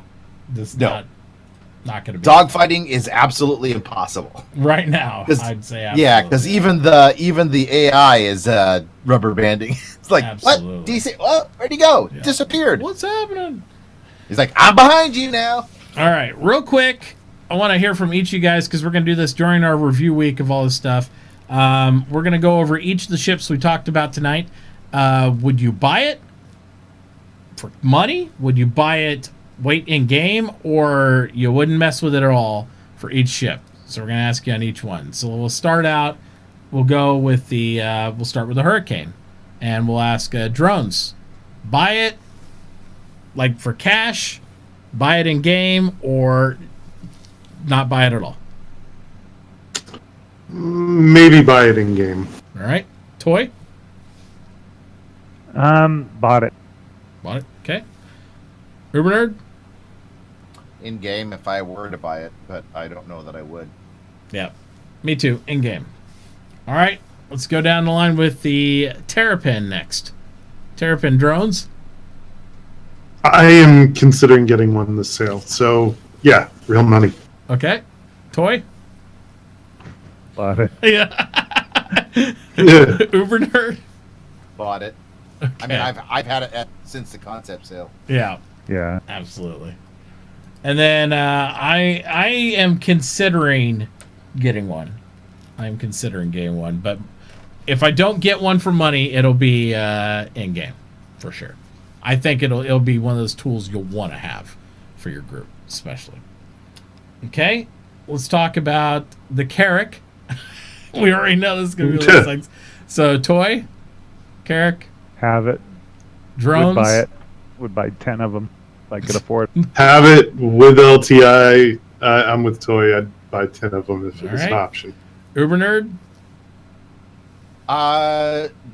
Don't actually. I mean, it's a beautiful ship, but I actually don't want one. Yeah. Sacrilege. So. If I would be in the reserve if I get it, it'd be in game for the collection because it's pretty cool, but it's going to be a hefty price tag in game. I know it is. All these ships are going to be ridiculously priced in game when you get to these big ones. And then finally, let's talk about the Hawk. So, Toy, would you buy it out of game, wait for in game, or not mess with it? Have it. Okay. Dr. Drones? I'll probably eventually be giving away a Hawk, but I'm not keeping any for me. Okay. Uber Nerd? No desire. I might actually get a couple and then melt them again for unmelts in the future. But other than that, I have it's not a cheap LTI token, but it could be considered one because it's under $100. Yeah. There's not a lot of cheap LTI tokens left. So that is a good point as well. I think I will end up getting some for giveaways. I will probably buy one in-game for my collection. I don't really have a need for one myself. I just don't. The whole reason me playing Star Citizen is to play with people and other crew, and it's definitely, to me, feels like a complete solo professional ship. If you want to kind of do your thing by yourself and go bounty hunting solo and do that stuff, that seems like the one for that role specifically. Mm-hmm. So, all right. Well, that's our recommendations on these ships, guys. We're going to jump into questions next. So if you guys have any questions, !questions in chat, make sure you are also entered into our giveaway. We are giving away a Hawk LTI by the end of the show tonight when we're done with questions and all that. We are going to draw that, thanks to Mr. Space Zombies, of course. Super awesome of his and his contribution to the SpaceBros. And then again, after the show, we will also be... I myself will be doing some more streaming of 3.0. Let's go around the room and see what everybody else is going to be doing. I might even be giving away another ship with all these subs people are doing. Toy, how about you? What are you going to be doing after the show tonight and this weekend? I'm not sure. I've been sucked into Life is Feudal, and it's turned into a futile endeavor. So, yeah. So I'm not sure. And I can't stream it because I'm playing with a bunch of hardcore Aussies. Yeah. And they are like serious about don't leak our location and this and that and other thing. So oh my god. Okay. So yeah. All right. Sealed from streaming. Former Space Bro gaming member Toy Grevins. No. I'll probably play some Rainbow Six Siege. Yeah. Okay. I don't know if I'll jump right into 3.0. Yeah. Within the next week or so. You've been I want him to work out the bugs. Yeah. And then we need to get in there and start playing together. Yep. Once they get the bugs. We're already out, doing it, baby. That's the big thing. I got zombies and Phantom and Thrace. Effectively, though. Well, we'll play as effectively as the thing will let us. But we're going to be doing some bug testing and demo on that when we get back on the air here, too, on that. Drones, how about you? What are your plans for the rest of the weekend, tonight? Anything else you got going on? I am probably going to be streaming again Sunday. I don't think I'll be on tomorrow. I've got some real life stuff going on. But I might join you during your stream after the show. Okay. And do some multi-crew stuff with you. Sounds awesome. I'd love to hang out. That sounds cool. Cool. Yeah, I actually might join you after the stream as well. Oh, that'd be cool. That'd be great. There we go. Right, screw you guys. My kid's at her mom's house. So free reign. Nice. All right. Got anything else going the rest of this weekend, Drones? You just Sunday, maybe you said? Yeah, Sunday, probably around 10 a.m. I'll start streaming, and that's usually my long stream. I typically go like 10 a.m. to 8 p.m. and, have fun with it. Absolutely. Make sure to be checking out it too. Guys, please patch before then, guys. Patch tomorrow, please. Absolutely. And guys, again, make sure SBG in chat to make sure you're following everybody in the channel to do this. And Uber Nerd, how about you, buddy? Obviously, well, joining us maybe after. I'll probably join you tonight, but tomorrow morning I am streaming from 9 a.m. Pacific Standard Time until time unknown. And I'm doing a ticket raffle tomorrow for an Ursa rover with LTI. There you go. So, get the ground and pound. That's nice. Ursa rover with LTI ticket raffle tomorrow. So if you've been watching the channel and you have some UEC, which is the Uber Nerd Experience credits that you want to get rid of, well, because after tomorrow, so after tomorrow's stream, everybody's credits are being wiped out, and then they will be considered any subscriptions after that is cool. The way you can get, if you want to join in the raffle and you don't have any credits, you can always subscribe because that gets you credits right off the bat. So then you can enter into the raffle for the Ursa rover. Yep. Anyways, absolutely, that'd be awesome. Also, guys, I want to remind everybody out there that next SpaceBros show, next Friday, for the main SpaceBros show, we might do some little shows. I might pull in some of the other guys here and stuff like that during the week and stuff, because we do want to talk about some of the different ships as they come out, kind of like we do this. It'd be like a mini SpaceBros show for like a 30-minute episode or something, just so we can kind of give you our take and review, and you can kind of do that sort of thing. Next week, we will be drawing, because it'll be the conclusion of the month, the $3 $50 gift cards that we're doing for the team. So make sure that you are attending that. We'll draw it because the end of the month ends on Thursday. That'll be the last time that you can actually enter or gain any tickets or entries for it. But we will draw it during the SpaceBros show on Friday next week. So make sure you're here for that.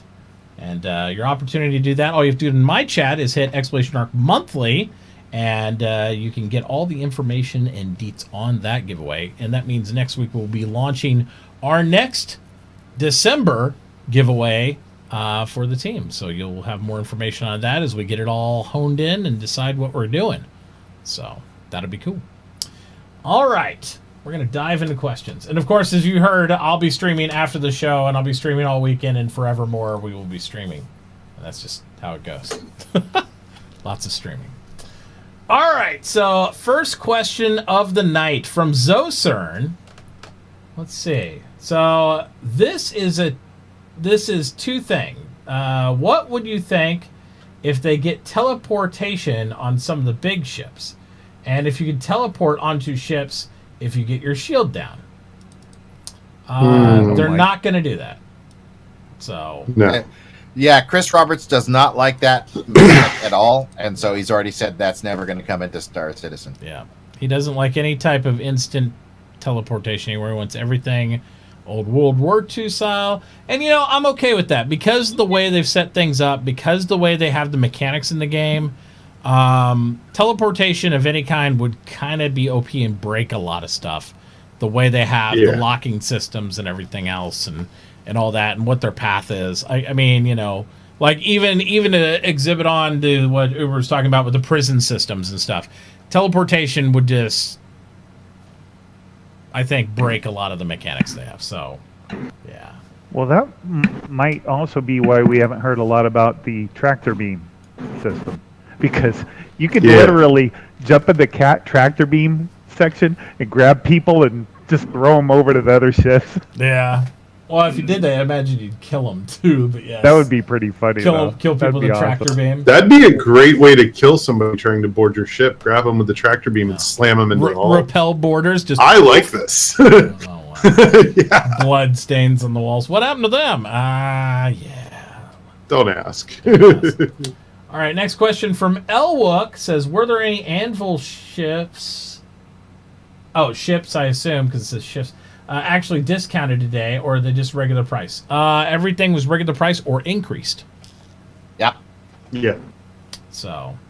Which is normal. Which is normal. I was hoping. Go ahead. I would just on that. I mean, I was hoping that they would do something where they would have the higher price be the credit only price, and then they would do a lower but maybe higher than the original but still lower than the credit price for War Bond. Yeah, I was hoping that, because I know a lot of people would be encouraged to go, like if the Carrack originally was 350, Now it's $400, but for war bond price, it's $375. Right? Yeah. I think a lot of people go, "I'll buy that for cash." You know. Yep. I'm surprised they didn't have any bundle packs. That was the only thing I was. That's actually coming in the last 3 days. The second, the third, and the fourth. I think that they're going to do bundle packs. Then. Yeah, I would think I would be surprised if we go through the whole sale and not see them, because I thought it was just kind of weird that it was omitted from the individual company ones. Because normally I think they're trying to focus on the ship manufacturers first, right? So it's more of a manufacturer. I'll put it out there. I like bundle packs, and my birthday's the 3rd, so. Saying, putting it out there. There it is. All right. And I would still. There's a lot of people saying December 1st there should be some sort of discounted starter pack, maybe. Yes. So that is happening. They're not going to discount the regular ships, but they do usually have a discounted starter pack opportunity for you. So that would be the time. I'll probably be getting a bunch of those for giveaways. And CIG, I still I love you, but I hate you. The fact when you do these sales for the starter packs that you offer the discount, and I can only buy one at a time. I used to in the very first anniversary sale I did. I could buy 5 at a time. Now I have to buy one. That was so annoying. A time. I mean, literally go through the process and everything one at a time, and that's just because I want to be able to hook people up with it. Yeah, CIG, let us do that. Give us a special code, streamer code, because we're just doing it to give them away. Yeah, we'll buy them cash. It's true. Yeah, we will. Absolutely. We're gonna be spending boatloads of money to give them away. I don't even know if they offer the discount ones without buying them for cash now. For those, I think they're cash. I think I know this guy that given away over $20,000 in chips over the past year. I don't know who you're talking about. No idea. Somebody. One of those guys. All right. Nico says, what is this mystery ship? What is the manufacturer? And he put a link, but I'm not going to share the link until I check it out, Nico. Yeah, you guys have seen that ship, right?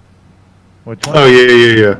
I've had a dozen people ask me what that ship is. Yeah, nobody knows what that is, but it looks to me. So I'm gonna have one, whatever it is.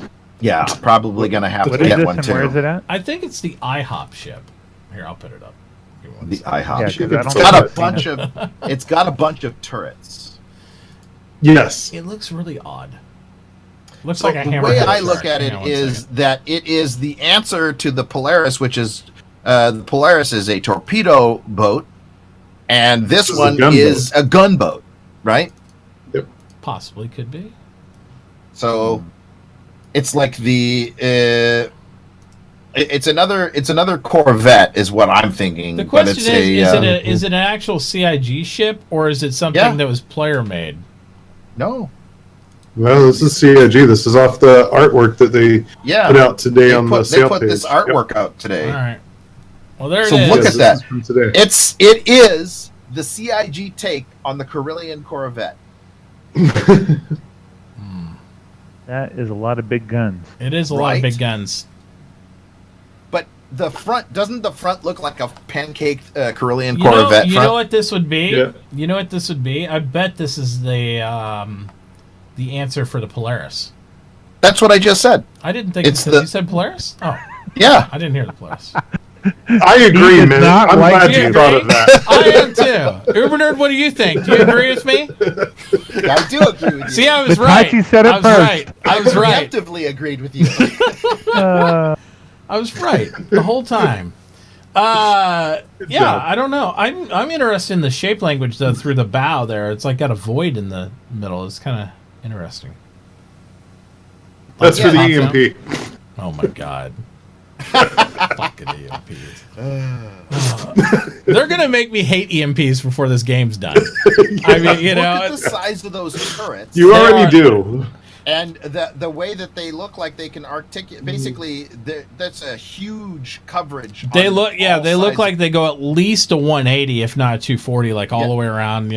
I was like, I think it's a whole dome, right? Yeah. And the thing is it looks like they have because it's almost as big as a Polaris. So it's probably what 4 size 4s or I'm picturing 5s. I'm picturing ballistics on it too. I'm picturing imagine the from the Expanse series, right? The gunship, Right. with all those guns just blasting and the ship's like panning all sideways and they're articulating all. I was like, that would be so cool to see rounds spewing out into space, much like the big Armageddon cannons and stuff like that.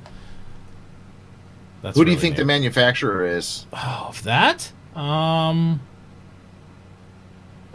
That's a good question. Maybe tomorrow we'll find out. You think that could be a Aegis? Or Consolidated It could be. Outlands? It could be Outlands, because Outlands shape language is kind of, very industrial, purposeful like that. It's like, I'm thinking it's... So remember, what they were talking about is they had no big ships for Consolidated Outlands when they came up with they got the Pioneer now, so... The Pioneer. Well, yeah, but when they were going through, all they had was the Mustang, and they were like, well, we had no big ships, so we had to go through and get a whole bunch of this. We had to make this entire pipeline for ships that didn't exist in order to make the Pioneer. Yeah. And so this is probably the military,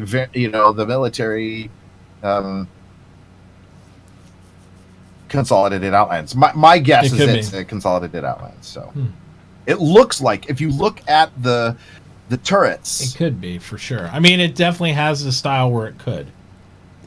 The turrets look like Consolidated Outlands turrets. What I wouldn't think it would be, it's definitely not Misk. No, it's not Drake. I mean, we can eliminate some more than we can probably hone it down for sure. But yeah, it does have that styling where it could go that way. I don't know. That's going to be interesting. We'll have to see what happens with that. But if you look at the front, Aegis also it does the. Wait a minute. Silly question. What manufacturer is tomorrow? Aegis. Probably Aegis. That's what I'm wondering. You know what I mean? Like, that's what I'm thinking. Yeah. So I don't know. Well, if you look at the cockpit there, it looks a little bit like it's reminiscent, I guess, of the what you see on the front of the Reclaimer, right? Yes. That's why the minute I saw it, I was like, Aegis. Looks a little bit. So I don't know. So yeah, I don't know either. We'll see. It'll be a good surprise. Now we only see that we can only see 5 turrets, but I'm guessing it has 6. One underneath. Yeah, one underneath. And look at the turrets on the on those pylons. They all can point down. So this ship could hover over a ground encounter and just lay waste to anything. I love the look of the guns. I'm just really wondering what's in the middle of this ship, because I feel like there's something in there, like something could either come out of there, or it's a drone look bay. Like a bay in that little hole. Like a drone bay, or it could be anything in there, because it's not really something, a viewpoint to look out of, because you can see the bridges in the back on either side of like the, I don't know. The bridge is in the bottom 4 section there, right? I thought the bridge was in the front, right? It could be. It could be I there. agree. Bridges in the front. I don't see the true windows of it though. Is it on the bottom half there, like on this area? All those things are glass windows. On the front. See, the problem is that it's all like white box. Yeah. There's no texturing yet, so there's no way for us to be able to. Because if you look at the turrets, you could tell they are a all glass dome. Is what it looks like. It looks like these are the best visibility turrets that we've seen in the game. Yeah, because I was looking at this section right here. I'm going to take a minute for it to draw up. But that little section down there, I couldn't tell if that was like the windows, or you're saying like all this section here is windows, all these squares. All that except for that little strip that's holding the glass on. You know what I mean? Yeah. That's what I think. I think there's 2 strips on either side of those windows, and it's just kind of holding a big... Now the next question, do you think these are manned turrets or automated turrets? Yes. No, I think that the automated, there will be smaller automated turrets on this ship. I think I see in the back, it looks like there's some smaller turrets, but there's some dark spots. Those are manned ones that you just circled. Mm-hmm. Those are definitely manned. Yeah. And I see that there might be some other smaller, because they look like they got a connection tube like right down here on each one. What it looks like to me is that these turrets have to point out 90 degrees, like straight out to the sides. A person would get into them, and then they would, like it looks like they park in position, and you have to actually climb in and then seal it off. That's crazy. That would be a cool way to do that. This would be a ship. I want to see all those guns firing at the same time. Me too. If this is real, this is really going to happen. This might be a ship I'd buy too. This is like I think I would have to have one. I love the Corvette middle ground ship. That's why I love the Polaris so much. I love that mid-sized ship where you can have a complement of people do it. The Carillion Corvette size. It's the same. It's a little bit, looks like maybe a little bit smaller than the Polaris, but not by much, Yeah, I bet it'd be right on par with the same length. It'll probably be wider. Yeah, maybe. Through that. I bet it's I think that has to be because they want it to be another small capital ship. Yeah. It's another Corvette, Yep. Gosh.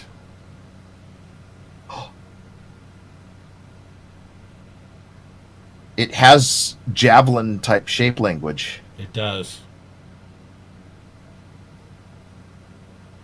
Well, on the top. It's the tail that makes me feel. It's like the front part of it and the tail of it makes me feel like it's a Aegis though a little bit. So I don't know. Yeah, I think it is Aegis. Yeah. We'll find out tomorrow because with Disco saying if you like the stuff today, wait till tomorrow. It's like, oh my god. Oh yeah. Yeah, I gotta. Yep, super hype. All right.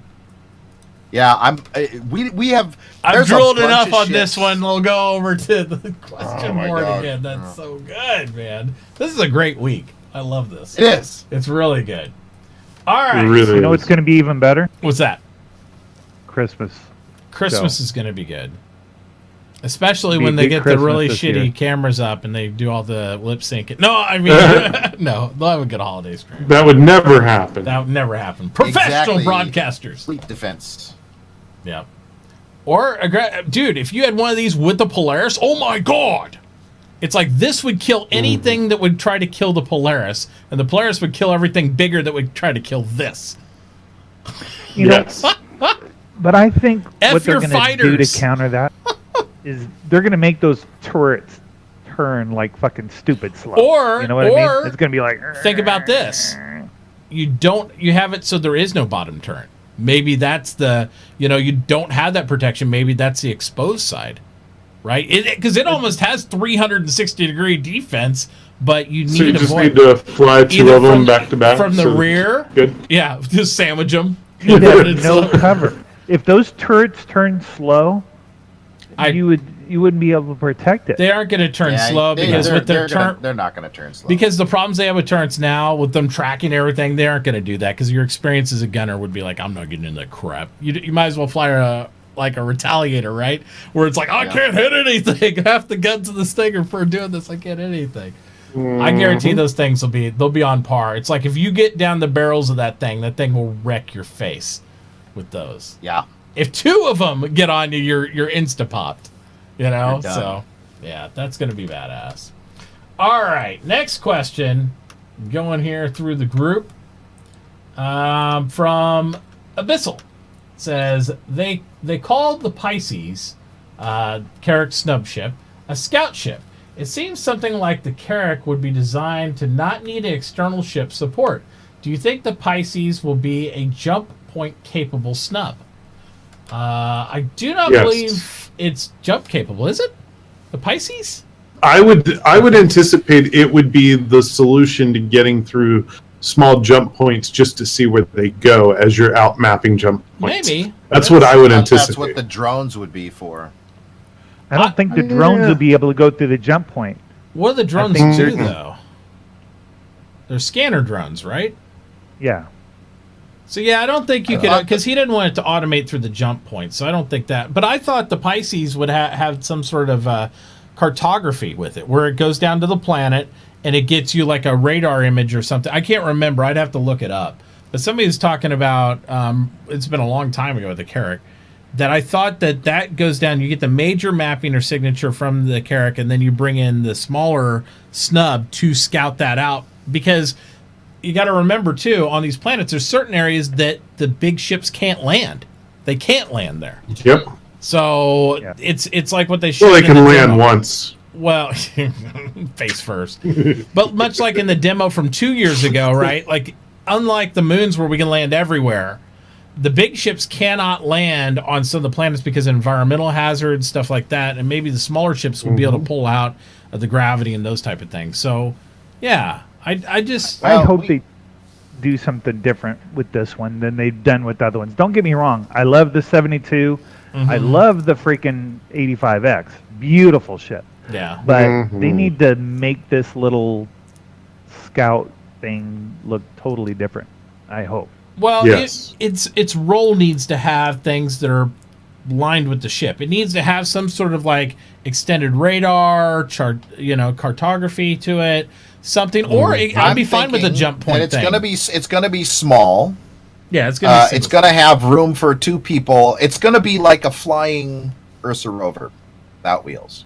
That's my guess. That would be interesting. It's gonna be like a little. It's gonna be like a little shuttle. Right, that you would have the old the old shuttles that you had from Star Trek or whatever, where you could get a couple people in it and a little bit of extra stuff.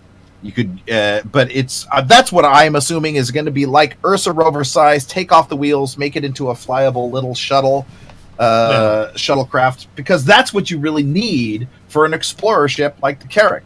You don't need a little fighter. You know, no. I mean, you've got really good defenses on the Carrack itself. Yes. Really good defenses. It's a military grade defenses that are the automated. I mean, yes, you could get a fighter in there, but then I kind of look at it. I don't see it having a role though like that, right? I don't think what's a little Merlin gonna do? It would be jump point traversable for mapping out small jump points, because otherwise a Carrack cannot map small jump points. Yeah, and yet it's supposed to be the quintessential jump point mapping ship, right? Yeah. So this little shuttle should be the answer to that. Plus, give them the ability to go, like Drones was saying, down to a planet surface, but in an exploration fashion. Yep. You wouldn't want to fly down in an 85X to explore, right? I would love it to have absolutely no guns on it at all, and it has all sensory equipment. It's like a manned probe. That would make sense to me. I'd be Give cool it like with 2 that. size 1s or something like that. Not no guns, but guns. It's not going to be. I mean, you got 4 size 1s on an 85X, right? What you got way more on like the. I mean, you look at the Merlin and the P-72 Archimedes; those have some pretty big guns on them, considering the size of the ship. But this should be more towards exploration. That's kind of. They'll put an EMP on it; it'll be fine. If it looks, That's all it needs. Like what Uber Nerd suggested, I said it first. There you go. We'll just start handing these predictions off to everybody. Yeah. We'll write them down in a book, and we'll say, "Oh, you said that first." Share in the prediction. We got it. The prediction matrix. Welcome. All right. Nico asks. He says, based on the picture, what secret ship? Oh, did we already do that one? I think we did that one. Yeah, that's the secret ship one. What is this? What is the secret ship released Tuesday? Wait a minute. No, there's another one here. He says, based on the picture, what secret ship is this one? Nico's all about these secret ships. Is that the same I'm one? all about these secret ships. Tell us. Let's see. Let me see. Well, they said that there was a secret Consolidated Outlands and the secret Aegeus, right? Yeah. I don't know. Disco said at least 2 concept ships. So maybe more than 2. Oh, my God. At least 2 was, I think, code for we got more than 2. Yeah. All right, let's see here. Let me flip over to the other screen. So he's linking this. He says, based on this, what's the secret ship for tomorrow? Well, it depends. If we think that one's coming in, who knows? But on this image here, that's like a Avenger. So I don't know. Yeah, that's not there. This one's is classified. So the classified, that's in the aliens, ships, and ground vehicles, right? Well, no, vehicles and aliens is the next one. So classified is still Aegeus. This is Aegeus, but we don't. But it looks kind of like a cutlass shaped boxy to me, weird. But it's all blurred. I don't know. Yeah, that does look like a Cutlass, right? It does on the side. Maybe it's just the way they blurred it, but it's got like a. It looks like a Cutlass. Yeah. But it might be the ship that we were looking at, just from a different angle, and then blurred heavily. Maybe. I don't know. It's a Cutlass pink. Cutlass pink. Yes. Yeah. Oh, see, there's the other one. Consolidated Outland. And this one says classified on it, too. So maybe that one is like something big for them. I don't know. So, see, that's what I was saying. I think that we've got incoming Consolidated Outlands and Aegeus. Mm-hmm. And we know that, so those are 2. And then we got the Hawk. So that's going to be 3 at least. Yep, the Hawk's right there. They went that, and then they'll unlock the other ones here. And then the first, you got the discount starters. So all sorts of goodies coming down the pipe. Real good. Mm-hmm. And then what's the secret ship that'll be released Tuesday? Yeah, it's the same thing. Yeah, I don't know. So that's Tuesday for Consolidated Outland. So those are our guesses for both those questions, Nico. I'm happy about Consolidated Outlands getting another ship. I am too, because I mean, for a single ship, for us now, I'm actually really surprised that we're building a Drake ship, right? Like they're talking about us making one. Why wouldn't we come up with our Consolidated Outlands? Because they're the ones that are most off the ball, like, doing stuff like that. No, the reason why is because they're not finished with the Consolidated Outlands pipeline. So they can't build another ship. But they are almost finished with the pipeline. Basically, all the assets and tools they need to put together a Drake for the ship. Drake, yeah, Drake's completed. So as far as we know for that, yeah. So for us to be able to say, "Oh, okay, put this together," because we know the shape language. Yeah, everybody knows Drake. Everybody understands the shape language. Everybody understands the type of ships. Yeah. You know what I think people are going to be pushing for is like a Drake capital ship. Because I've heard so many people say, "Oh yeah, we want a Corvette-sized Drake ship." I will say it once again. I am not a pirate, but I know everybody's tried to make the Cutlass into the big, piratey ship, and then the Buccaneer came out, and they were kind of hoping to be something bigger, and ended up being like a single seat fighter, and they're like, "Oh, it's cool," but they want something bigger. I want to see the single fire, big ass cannon, broadside Drake ship capital. I want to see something that's like the Javelin, except it looks like it's Drake. It's looks like this duct tape together industrial old like mining rig that just like, if it gets its broadside on you, it could destroy you, but you could just punch holes in it all day, and it just like it won't go down. But I do want to see that. The A-10 Warthog of capital ships. Yes, the Flying Fortress, the true Flying Fortress. Big C-130, punch holes in me, whatever. Do the old B-1 bomber things, all that stuff. Just like, I want to see the Drake. That's the capital, and it's purely meant. It's like the old oil rig, which has been slightly refined for defensive capabilities as a platform. It's like the sides open up. Chainsaws on the front. And I want it to have sliding doors. I want all those guns to be occluded inside, and they have like portals that like slide out and the guns come out. Cool. Like the doors on the side of the Cutlass. The Cutlass. Yes. Yeah. Yes. So and the idea is that it's the size of the I don't think Drake will ever make something big. I don't think they should.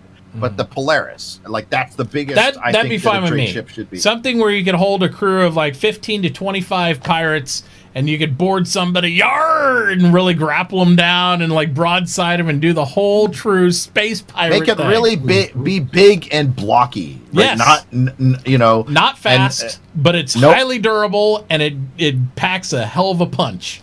Right. If it gets its side aimed at you, you're probably going to be. You're probably going to be one-shotted. Just don't get in its line with its cannons. But yeah, not highly technical. We're talking like aimed cannons with dudes behind them. Like, that's right. Yes, that would be amazing. I would love that. Slightly modified for the modern user. Oh, and have a grappling hook. People, grappling hook that go with big cables that go and clamp onto your ship and reel it in. Like Hell yeah. Battlestar Galactica, right? Yes! Yes! I would love that. That would be amazeballs. So, that's my vote. So help me make the amazing ship. What would we call that? Because they got the Buccaneer, they got the Cutlass, it's gotta have a pirate name. What would you call that? The Jolly Roger. No. The Jolly Roger. I think what else? Cannonball, the keel haul, I don't know. Because they're all items. Yeah, the Drake Galleon would be good. The Galleon. Oh, that's a good name. Yeah. The Drake Galleon. I think so. I like that. The Galleon. Or the broadside. I like the broadside too. Because that's what it is. It just has one big side. I don't know about the Impaler. I'd love to see a ship that could do that. Just use it for ramming, and that's it. To me, that you mean the Van Duel ships? That's like the Van Duel. Yeah. That's like the Van Duel big ship. Well, I get what's the Driller, right? Doesn't it do something like that? Yeah. That's what it is. And I guarantee when we go to Squadron 42, you're going to see the Driller like burst through the hull of another ship and just like just rip through it like it's not even there. And I think that's going to be amazing. I sure hope so. Oh, that's going to be cool. You'd be like, oh my God. Captain's freaking out. There was 1,400 souls on that vessel. Not anymore. The Drake, the Drake Brigantine, or the Drake Brigand. Brigand's not bad. I don't mind the Brigand. Brigandine might be a little too fancy for Drake. About the Drake Brute. I do like the Galleon too, though. The Scabbard, Drake Highwayman, I think the simple names that are very Galleon. I can't think of it. I'm trying to think of any pirater terms now. The Corsair. Maybe they'll get a Corsair backing on that, you know? It's called Corsair, bro. We need you to make it. We're gonna make a sponsored spaceship, you know? Hey! You never know. There was an actual ship back in the day, a 3-mast, 4-mast upper part mizzen called a Jackass Bark. There you go. They need to have the Drake Jackass Bark. There it is. Great. Drake Poop Deck. Our toilets weren't good enough. No toilets included. The poop deck. All right. Zocern said, what flight would you say would be good to work with a expedition ship? I'm going to be working with someone who would want a expedition to keep them safe. So what type of, I guess, ship complement or another ship to work with the expedition ship would be good? What do you guys think? Toyo, how about you? Expedition ship? That's what it says. I don't know. I guess it just depended on how far out they were going, because I like my Freelancer because it's a good all-around. You can do lots of different stuff with it. You know, it's got storage, but it's a little beefy too. You know what I mean? Yep. So that's what I'd suggest. Drones? That gunship we were talking about, I think it'd be perfect. Gunship be perfect. It's all good. We come in pieces. We come in peace, but just in case he's with us. Yeah, exactly. Uber nerd, how about you, buddy? Like the Martians in Mars Attacks. Exactly. Yes. Yeah. God, I love that movie. What ship do you think would be good, Uber nerd, to go along with an expedition ship to help keep them safe? So a ship that would be a good companion to an expedition ship? Yeah. Maybe more of a defensive role to go with it too. Yeah, maybe. You've got a lot of long distance ships. Because he says to keep them safe, so I'm kind of like it has to have some sort of combat role, I guess. Yeah. Mm-hmm. Yeah, I don't know. Honestly, if you want to have a, if you want to make your exploration more efficient, I would say probably a Terrapin. Yeah.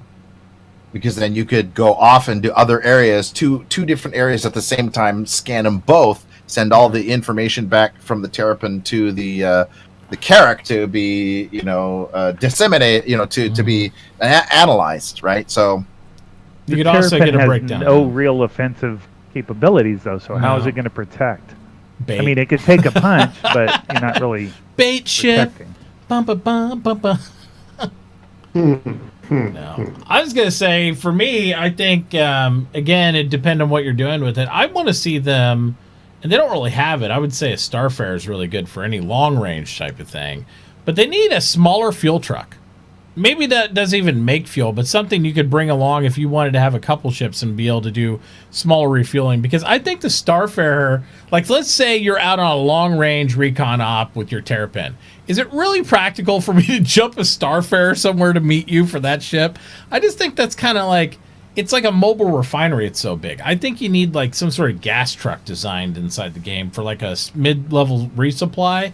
Maybe you could definitely got to work on drop tanks for the ships. Yeah, like take it a step further and have that gas truck be something that just carries one of the tanks off a Starfarer. Yeah, exactly. Like they can literally drop it, pick it up, and go. Or maybe they could do. So maybe it would be like a smaller version. It would look, it would be about the size of a Freelancer. Yeah, but it would have, instead of the cargo bay, it would have one spot where you could attach one of those tanks, and then it would just be. That's what I was thinking. The Freelancer or Prospector, even size, something like that, where you could hold a single tank, and then instead of the mining core in the front of the Prospector, it has a refuel. You could do refuel. Right. Yeah, or it could hold like the square cargo containers and be ammo or whatever you want, but it's just that single purpose for small runs. And it could work in tangent with Starfarers or resupply trucks as part of your resupply. The small, so the Argo is kind of that, but much smaller and for non-quantum. Yeah, it can't go anywhere though, right? Missions. It's just right there off your ship or down to planet. But this is somebody was saying the other day too about just use the Argo to unload, take cargo from the truck stop down to the surface of a planet. I'm like, no, the Argo is really more for unloading the ship like a Hull C at the truck stop. That's it. I mean, and then you use a Freelancer or something that size to take. But unless they change the speed of the Argo, that would be a long ride for sure. Yes, it would. Because it doesn't have afterburners, you got to remember, guys. It's like, the ships that we're cruising down the surface with go up to like 900 meters a second, when you go into like cruise mode. But if they change the dynamics of the Argo, maybe. But Freelancer is like, what is it, 106 or something right now? I think so. 1006? Yeah, 1006, 1013, something like that. They go pretty fast going down there. Yep. I mean, you got to come out of it before you get too close, as we've learned watching me fly down. It was so funny. I watched a few people yesterday. I bounced off the planet all the time. Completely wipe out. I bounced off the planet and it bounced me back into orbit. It didn't hurt my ship. Nice. Yeah. So if you fly, the Cutlass is bugged. I smashed into the planet because I was third person watching like the beautiful sparkles come off the front while we're entering the thing, and I'm like, I wonder like how far I am because I haven't hit the atmosphere, and they're like, there is no atmosphere on that one. I'm like, oh shit, because I was waiting for the red to come across. It was on one of the moons, and it's like I just bounced off the planet doing like 1,000 meters a second, and next thing I look, I was 600 kilometers away from my target zone because I went boo whoop, bounced back up into space. So rubber planets and moons, they're real. Confirmed. Oh, let's see. All right, CH Wheel says, do you think any reason to get the Hawk bounty hunting instead of the Avenger? If you totally want to do solo, if you're just starting out, the Avenger, you could capture several criminals.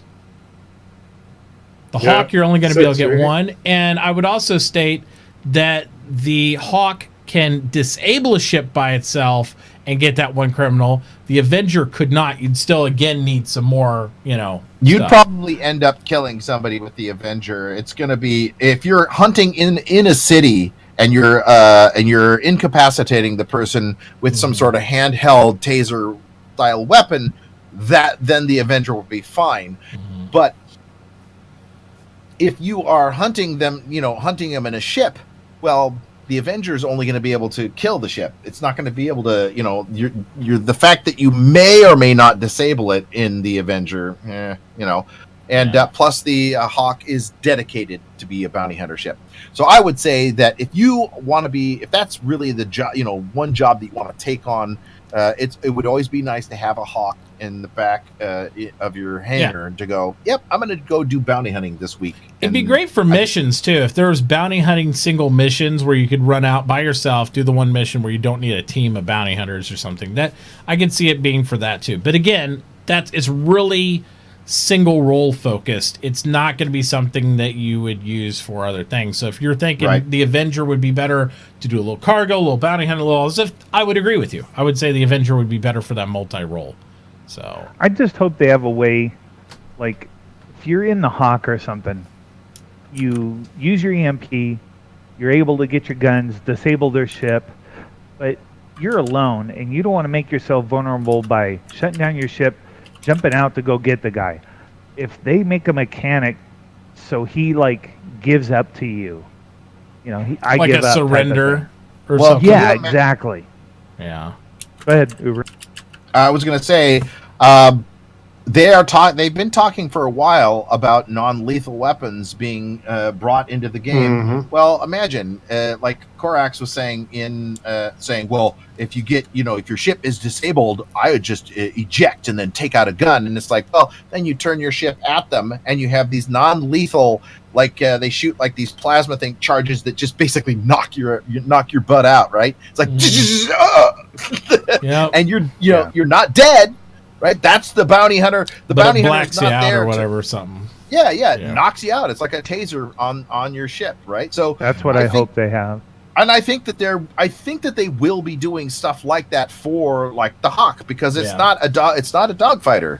It is meant to go in, disable a ship, use its small size weapons to then make sure that the ship does not start back up again, right? So once you EMP the ship, then you need to know what systems to hit on that ship, and then after that, if the person ejects, like the person was saying, well, first of all, the EMP blast is probably going to ruin the ejection mechanism. That's not going to come back online really fast, and then the person, you just fly your Hawk over there, and if you have the right types of non-lethal weapons, like if you have just one non-lethal weapon on the front of your ship, you just put that in a separate group, you go right to the cockpit and go, surrender, and the guy, okay, no, zap. Oh, he's knocked out. Now you can get out of the ship, open it up, because the locks don't work, because you disabled all that stuff with the EMP blast. And so, I mean, it's got to be a whole thing. Getting to that point should be difficult. It shouldn't be totally. Yeah, absolutely. All right, next question, because we got a few of them. Why/how is the Carrack better than the Freelancer Dur? Who wants to start with this one? Are you kidding? Different. Like in so many ways, I don't even know how to start on that. Like they're not even remotely the same ship. The Freelancer Dur. Let's pretend the person asking. The person asking doesn't know. Point. Yeah, even though it's Alan on. And I know he knows. It's a storage. Yeah. It's a mini hull A. That's what a Freelancer Dur is. Yeah. A little tiny cargo ship. But it has exploration radar and scanners. It is supposed to be able to has that stuff on the outside of the ship to be able to map the internals of jump points. So it does have an advantage that it is an exploration and it can ship, go in small jump points, I believe. The Freelancer is the largest ship that can. The Freelancer is the largest ship that can fit in a jump point. So anything Freelancer size or smaller can go through small jump points. Right. Which means that the Dur, unlike the Carrack, can go through small jump points. But when it comes to the ability to scan 4 jump points, the Carrack is better. The Dur is better than most other ships, other than like the Aquila and the Carrack. The Aquila and the Carrack are better than the Dur for scanning for jump points.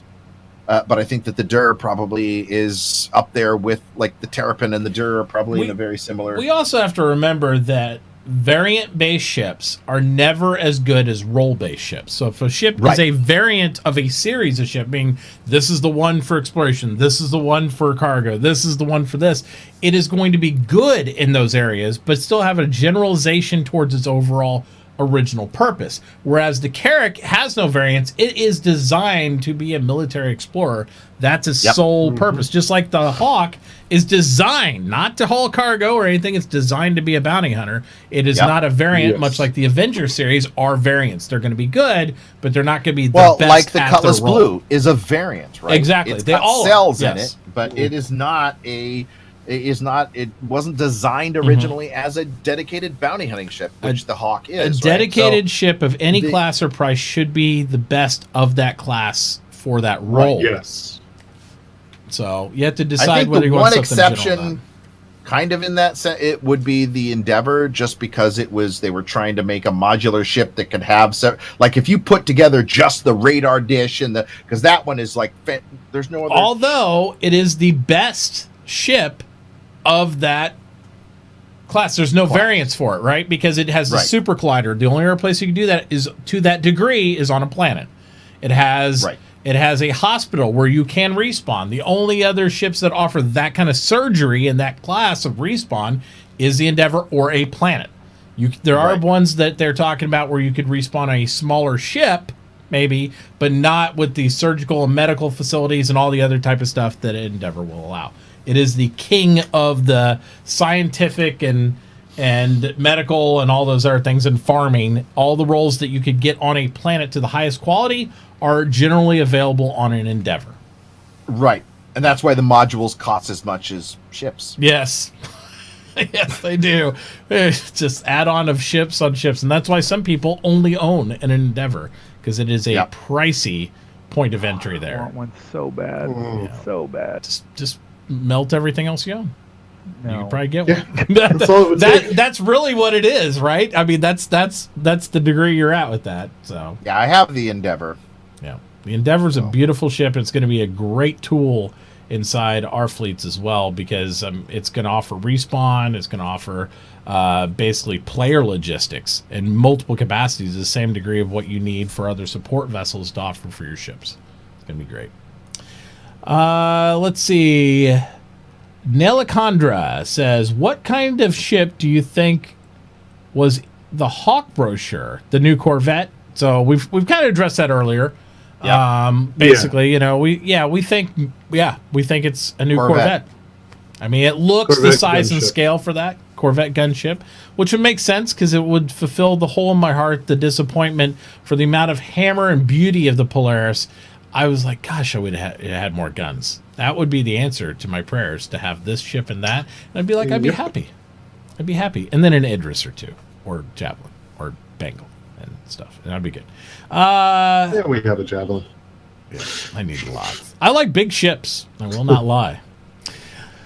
I know the streamers need new content, but do you all think 3.0 was ready for PTU testing?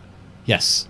Yes. Is ready for PTU testing. That doesn't mean it's ready for prime time. It's not ready for release. It's not ready for everybody and their brother to jump in and do a free fly. It is in desperate need of testing, because like Toy told you, without revealing too much, Eva Cotty said it's running like glass, right? It was with their player level of their people in there, it was running very smooth. So we needed to hammer it to test how many more players we can get and those type of elements to get that polished. It would not have found the 15,006 bug if they hadn't released That's right. It didn't exist until we hammered it with thousands and hundreds of people. The 15,006 bug was a server authentication error, one that didn't show. Basically, what happened is they didn't because there wasn't enough people in the Evocati to overflow to do a buffer overflows. I think what happened was the authentication server had a cache buffer overflow, and then they just stopped accepting people logging in. They just stopped because it filled up, right? And they hadn't had to worry about it because they didn't have that many people logging in. Yep. And they wouldn't have found it. And that's a great point about the architecture of what we have going here, because even though they're looking at doing all these cloud servers, right, you still need login servers that are under some sort of physical control as a gateway to get to all these clouds. And that's what mitigates, that's what you have at CIG in order to not get overcomplicated in our server architecture, but that's what allows players to get in if they're accessed properly, be able to ban people from getting in and all that stuff. That way the cloud servers just mitigate and they expand and contract based on the number of servers needed in the instances. But there's a lot of issues that come up when the volume of people goes up. Absolutely. And issues that never would go up otherwise. So, yeah. Yep. So even when they have all these clouds and infinite expandability, they're going to have to continually build their server farm of what they have or their server rack for the amount of logins it can handle.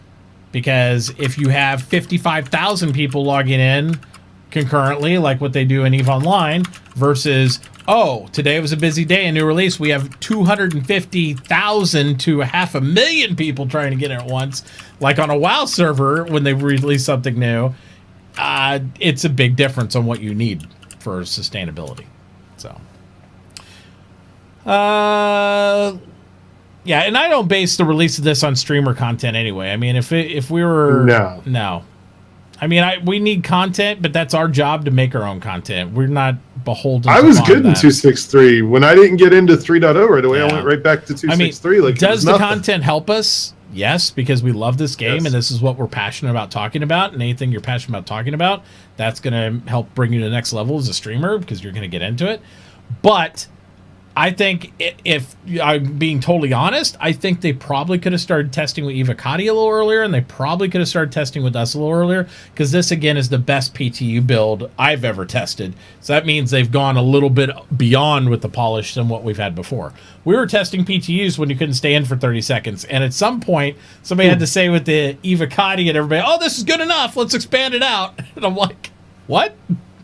But now it's a lot more polished. Go ahead. And they're nervous too because 3.0 is a total rewrite of their code, basically. Yeah. I mean, this is the real universe that we're going to use. This is the engine we're using. This is the item system 2.0 coming in. This is the basis they're building the house on. This is the foundation. And as soon as they get this universe down, it's clone. Yeah, and for this solar system. Yeah. Add planets, change textures out, boom, boom, boom. Yep. But this is it. This is the balls of the game right here. That's right. Commander Ben. The idea is that we're helping, 3.0 is the first part of the 3. Whatever series that is going to be the Stanton system. Mm-hmm. And then 4.0 is going to be the 5 to 10 systems they talked about, allowing them to go to beta. And then they will we'll be testing out those 5 to 10 systems in beta. And if all of that is working really well, and all along while we're doing that, in the background they're going to be doing building all the other systems that they want based on the bug fixes that go into what we have. Yeah. And so the Prime game mechanics we should see. There'll still be more, but through the 3 series, we should see most of the Prime game mechanics come online. You will have more as they introduce systems, because that's going to be game mechanics for jump points, traveling system, things that they can't do without having more systems, because you can't test that gameplay. But before they go to beta, you have to have feature complete, and that means all the features of Star Citizen, every type of gameplay system that they want to have before live release. Not saying they can't add more game mechanics down after release, but whatever they want to have for live release, they have to have done before they go to beta. And so that means you're at least going to go through the 3 series, and you're probably going to dive deep into the 4 series. I would think 4, to me, would be where you'd probably see beta happen. 4 dot something. The end of 4 will be beta. Yeah. That's how I view that. And there will. I don't picture a 5. I think you'll be at live. No, I don't either. Then. Yeah. I think beta will be after 4. So 3 is the building and the working out of all the mechanics and the single system. Orbital mechanics and the rotations of the planets. They got the rotations of the moons in already, and I showed that on stream. Sat there and watched Crusaders set. So that was awesome, right? Yeah. So the rotation works.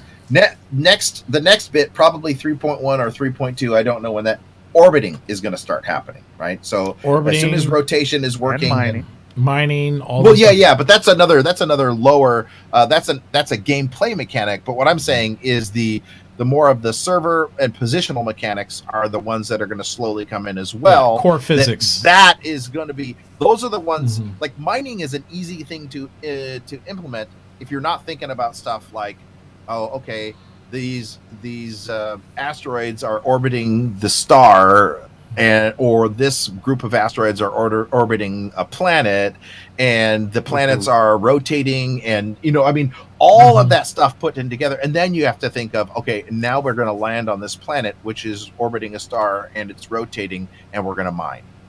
All of a sudden, that is where it gets difficult, right? Yep, absolutely. And remember, he said that there's still one mechanic left that's using the old system from upgrading everything to the 2.0 system. So that's not even in yet. They still got to... There's certain things band-aided that they still Well, I retire. saw in my, as I was going in today, and I looked at what was loading up, the Kythera AI loaded up. So I don't know where the subsumption is, but they're still using a lot of Kythera AI. Yep.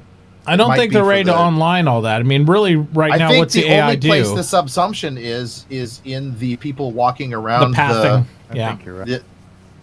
The base, like Olisar, Grimhex, and Levski. I think that's it for a subsumption. I think all the pirates and the other NPCs that are out there flying around, that's all Kythera still. I 100% agree. I think the only thing you're seeing is the AI inside the stations utilizing the portion of subsumption that does the pathing, right? Because you see them like they're trying to mitigate and not run into each other, even though they're failing at it a lot of the time. And when they're in front of you, they don't naturally block you. They try to speed up and jog, right? They try to get out of your way. So their predictive system is sensing you there. So they are doing that, but there's very little interaction other than them recognizing you're there. They'll look at you and recognize you're a person. Many of the AI will, and just kind of they'll do that. But I love the guys on the tablets. They're sitting there like looking down like this on the tablets, and then they see you and they're just still typing like, "Oh yeah, you're interrupting me. I'm trying to work." That's the whole attitude to get their eyeball on you while they're still working. They don't break a beat. Like, this guy knows his crap. It's like, you might want to look at that. You might just blow up the station. Right. Elwook says, we already answered. Did we answer are there nukes in? No, we didn't do that. Are there nukes in Star Citizen? There might be in the future, is what they've said. The biggest thing we've heard about is them talking about orbital bombardment, and they have not depicted like if that would still be a thing, how it would work exactly. And the last time they even discussed it, I believe it was Sean Tracy talking about game theory of like trying to do the Star Wars thing I've talked about before. You have to have a shield up, you have to break down the shield on the ground. That way nobody's just coming through creaming the ground with stuff. Right. But that was the biggest thing. I think they really want to utilize the ground to space type aspect. They don't want somebody just coming in and dropping nukes. You have to have like bodies in the ground, paint the target, do that sort of thing. I think what they also said was that there might be like nukes in UEE ships when they're fighting, like in Squadron 42 when you're fighting the Vandal or something like that, but maybe, not available to us. Yeah, exactly. Military grade hardware controlled by UEE, because it would be a military weapon. I mean, they also have the stuff they've got's bigger than nukes, to be fair. I mean, they got the Dreadnought, in Squadron 42 they're talking about, where it's like it is a physical ship gun, like what you'd see off Battletech. The Retribution. Yeah, the Retribution. Yeah, the Retribution. Where it's like literally, like think of shooting a constellation-sized projectile. That's what it's like. It's a moon destroyer. Like, basically, you're like going to be creaming planets of moons, like with that type of weaponry. But it was designed to one-shot king ships. Yeah. So. Yes. Yeah. All right, next question from Elwook says, how's the PTU going? Do you think a wider PTU by the end of the month? For me, of course. I don't know if they're going to go wide until they go live. I don't think they're going to be like PTU for everybody. And if they did, last time they did PTU for everybody, they just said live. They just literally, it was 12 hours and they just said, we're live. It wasn't like a PTU I don't think for that's going to, I think that they will be live before Christmas. That's my prediction. I would think so too, yeah. Yeah, with us having it this early, I would be shocked if they didn't try to go live by Christmas. I mean, only thing would stop that is if there was just like we're testing 1 week, they did a patch, they broke stuff, they just do rollbacks and stuff like that. But I think as long as they get optimization, I think in spite of rollbacks, it'll still go live. I mean, there may be stuff that doesn't make it into the live, but it'll still be live. I don't think they'll. I mean, what we're doing now is not ready for live, but I think you give them a week, they'll have it optimized enough to where they'll be fine. Yep. So. After Thanksgiving break is over and they start working on Monday, and give them, I say, not a week, give them 2 weeks, and we'll see an extraordinarily polished 3.0. Yeah, Geek, you don't have to worry. They will not go live with what we're dealing with right now. That would be with as smooth as it ran for the small test bed. I don't know if it was Bugsmasters or whatever one. He says the more people you have and the fewer bugs you have, the harder it is to track it down. Yep. And fix it. So it may take a little longer, but it'll be out before the end of the year. Definitely. Released to everybody. Absolutely. And when they were talking about, are going to be hard. Yeah, they're going to be hard to track down. As they said that they were with the 15,006 bug, that they were at all hands on deck over in the UK looking for what the heck was going on, because those are the primary server guys over there, them in Austin, right? Yeah. So, yeah, man, I think that what they're trying to do is have 3.0 out and going full steam live, so that they can then look at that quarterly patch, 3.1, or the equivalent of what a 3.1 would be at the end of March, and then so on and so forth. Once every 3 months, whatever is ready to go gets pushed out. And it's going to be, I don't know if they're going to do this, but I have a feeling that if you see how long this Evocati took, right? I think that what they're going to do is it's going to be Evocati PTU push, Evocati PTU push, with almost maybe a week break at most between them, right? So by the, how they do at the beginning, they do that whole all of the guys at the beginning of the year, all the department heads that go to LA and they have their meetings for the first 2 weeks, right? Yep. So there'll be no Evocati during the first 2 weeks of January. That's right. After that, they will start an Evocati before January is over. Is my guess. I don't think so on that, because they push so hard in the last few months of the year that they normally take all their vacations and breaks the beginning of the next year. Well, it'll all depend on how this launch goes, because this will mean people will actually get their Thanksgiving break and they'll actually get their Christmas break, and that's why previously they had to work through Christmas. That's why they had so many breaks at the beginning of the year. I think they'll come back in a little bit stronger. I don't know if it'll go straight Evocati at the beginning of the year, but I think they'll definitely be testing. I say the second or the last week of January, it'll go to Evocati. If they don't, they will totally miss their quarterly release. It won't happen. I think the quarterly release just won't be impressive, because the thing is, if they miss it, because what will happen is if they follow what Chris is saying, they're going to not push. They're going to drop what they have. They won't have... What they have has to be... It's not like you can say, the Reclaimer's done, let's just put it out. No, you can't do that. It has to go through testing. I understand. But at the same time, they'll drop what they have available at that time. They're not going to, they might not get done with, But if they're doing no testing, then they basically will have nothing available. They've dropped ship on us before without going to Evocati. What's that? They've dropped ships on us before without going to Evocati. They surprised us with the Vanguard, right? Here's the Vanguard. That never got tested. Yeah. Not saying it's the best way to do it, but they've done it before. And it wasn't a big problem with it either. There wasn't a huge but they just said this summer. I remember them saying, we're not going to do that again, because they had so many problems with ships that they just dropped into the PU that hadn't been tested, right? So it's true. We'll see. They did say that from now on, and I know because I was in somebody's stream, I can't remember who it was, but Matt Sherman said, we're not going to ever drop any ships into the PU again without I would hope they'd never stop the Evocati. I would hope they'd start, they'd have the test build. That once they push this to live, we shift over all the first waivers and stuff, shift to live, and they start adding into whatever the PTU build for Evocati. These are the things. Yeah. And it might not be a lot, and they're just layer and layer and layer across and perpetual Evocati. That's right. Throughout the year, that whatever's ready at the when it's time to go in April 1st, whatever's ready, it goes. And July 1st, whatever's ready, it goes. And they just constantly add builds. That becomes they don't need an internal testing. They need the testing to be incorporated with Evocati, and they just constantly are feeding stuff in there, and they roll it back when it's bad, add it when it's good, and then after the first month, they can start adding PTU people, right? Okay, well, I think do it that way. You're right about that. Yeah. Not having, they don't need an internal test server QA going on. And I know there's going to be a lot of people who say, oh, well, we totally need that. I'm like, hear me out.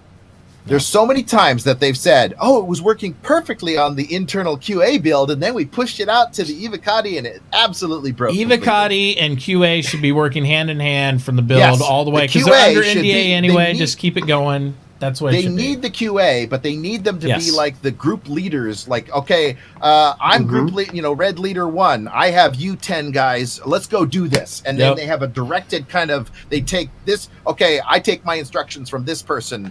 This guy. Let's just use Matt Sherman as an example. Matt Sherman, he's not in QA, but let's just say if he was, right. So Matt Sherman takes a group of 10 of us and then goes and says, okay, we're going to test this stuff, and he goes and leads that. Then he at the end of the test, we write up, our little reports, hand them into him. He does a final report, hands it in, and does the, takes it to the for bug testing. And what makes the most sense about that is the fact you roll it in Evocati, you get the PTU, you get it somewhat stable. Okay, we need to flood this a little bit more. You bring in the first wave testers, the subscribers, concierge, just like they did now when you're on the second month. Right after you've done this, and it's like, oh, we're breaking it. Oh, okay, this build was good. These 3 builds that we're currently on are a little unstable. The release build will be this one. We'll go back 2 or 3 builds to where we're stable. That's a live release for the quarter. Keep the PTU going. They build off from there, and they just keep building, keep going. There's no reason to reinvent the wheel all the time. They have the foundation now. Just keep adding and building that way. PTU stays up forever, and they just send messages to Evocati. Hey, we got a new build, guys. Hop in and try it. That's it. I'd like, I would like them to do something with the QA guys, because right now, just having QA just totally internal, I think there's this disconnect between the Evocati release, and they've said this countless times they said, oh yeah, we just don't know why that there's this disconnect. Well, stop doing these internal just QA servers, because if there is this disconnect, then maybe you need to have like servers that the QA works on that's not these just internal things, Even beyond that, Uber, let's look at this aspect of it. They are at a build. If they build upon what they have, they don't have enough QA to stress test it. Right. They don't. No. They don't now. If you're going to have 60, 70, 80 man servers, Mitauchi, what are they going to think about this? With the 800 Evocati, they didn't have enough to discover the 1506, the 15006 bug. Yeah. They didn't have enough Evocati. We had almost 1,000 people testing, and they still didn't have enough to discover that bug. It even had to go to a wider PTU. And to be fair, 95% of games, 95% of games, especially MMOs, always have an up test server. That's just what they do, and they keep stuff there. There might not be anything for the testers to test that time, but when they load it and they get ready, then they just send a mail out and they say, hey, we're testing this. Please hop in and do it. It's not like a grand staged event that happens once a year. It is a constant, perpetual process. So, I'll never be an avocado. That's fine. I don't want to be. Because I want to be able to stream and talk about all the stuff and all that stuff and not be under NDA. But the purpose in it, it worked well with having the Singularity and Tranquility servers in EVE, and it has for years. Every time they add a new build, they're building, it's a mirrored server of what's currently there with the new added shit on top of it. That's all it is. Yep. It's not, oh, we're going to try this funky new train. It's nothing different than a mirror of the other server, and that's the way this is working up to this point. But now that we have the baseline of it, just add in new stuff, have the Evocati test it. When it's ready to go to a wider PTU, add us in and do it that way. So that's the way I go. Crazy sauce. Volunteers and avocado. All right, let's go on to the next question here. No, we want that stuff. Player testing is always important. Tribute. There you go. If you Mayonnaise 15 asks, if you were part of the UAE Navy, which ship would you like to serve on? Idris, Javelin, or Bengal? Ooh, that's a good question. Dr. Drones. Javelin. Okay. Without a doubt. Toy. Bengal. Okay. Uber Nerd. Bengal for sure. I would love to be the like the deck boss. Yep. I'd have to go Bengal as well because it's just it's a floating city. It's a floating city. It's like a real aircraft carrier. There's so many different roles and jobs and diverse. You have an airport inside the ship. I mean, it's like there's so much coolness there, and Bengal orbitals. Carrier is so big it carries 4 retaliators. That's right, and it's got a huge like orbital gun and on it. several attack wings. Yep. So point defense weapons, all that stuff. Bengal all day. They have a whole room set up just for like flight prep. Yep. It has a turret the size of a Polaris. Its bridge has 2 stories. Yeah. I mean, but the turret of the underside turret is as big as a Polaris. Yeah, it is a Polaris anchored to the bottom of it. Yeah, with giant guns. Yep. So, all right. Swamp Ass asks. He says, "Will ArcCorp flying around the city planet be in 2018?" So he's talking to. Well, we see the full ArcCorp city planet in next year. Definitely. Yep. Won't be in this year. Next year. It'll be in. So my prediction is that there will be, probably. And I'm just going to say this for because I like the number 42, but there'll be 42 landing zones on ArcCorp, and they are gonna. It's going to be one of the first things that the Evocati and the PTU are testing, and it may or may not be in the first quarterly release. I'm saying it will be. What I'm also saying is that we won't have ArcCorp anymore until ArcCorp comes in. So there's not going to be. You're not going to be logging into ArcCorp from the menu anymore. Yeah. There's no more ArcCorp. I think we'll definitely see it next year. I don't think it'll be. I think it's going to be functionally different than what people think. I think you're going to have abundance of landing zones, but I think they're going to be like mini Area 18s, where you're not. People still think they're going to be able to go into every single building and everywhere all over the city. I don't think you're going to have Who thinks that? I've had a lot of people in Nobody chat. thinks that. I think after seeing the They're room just tech trolling and you, stuff, dude. They're trolling you. Everybody knows better. I don't know. No, see, they're trolling the shit out of you, Matt. Yeah. You wait. I think there's going to be. People are I gonna think cry. the areas that they have explorable are going to be probably like 2 to 3 times bigger than what Area 18 was. Oh, yeah. That we were able to go into. Oh yeah.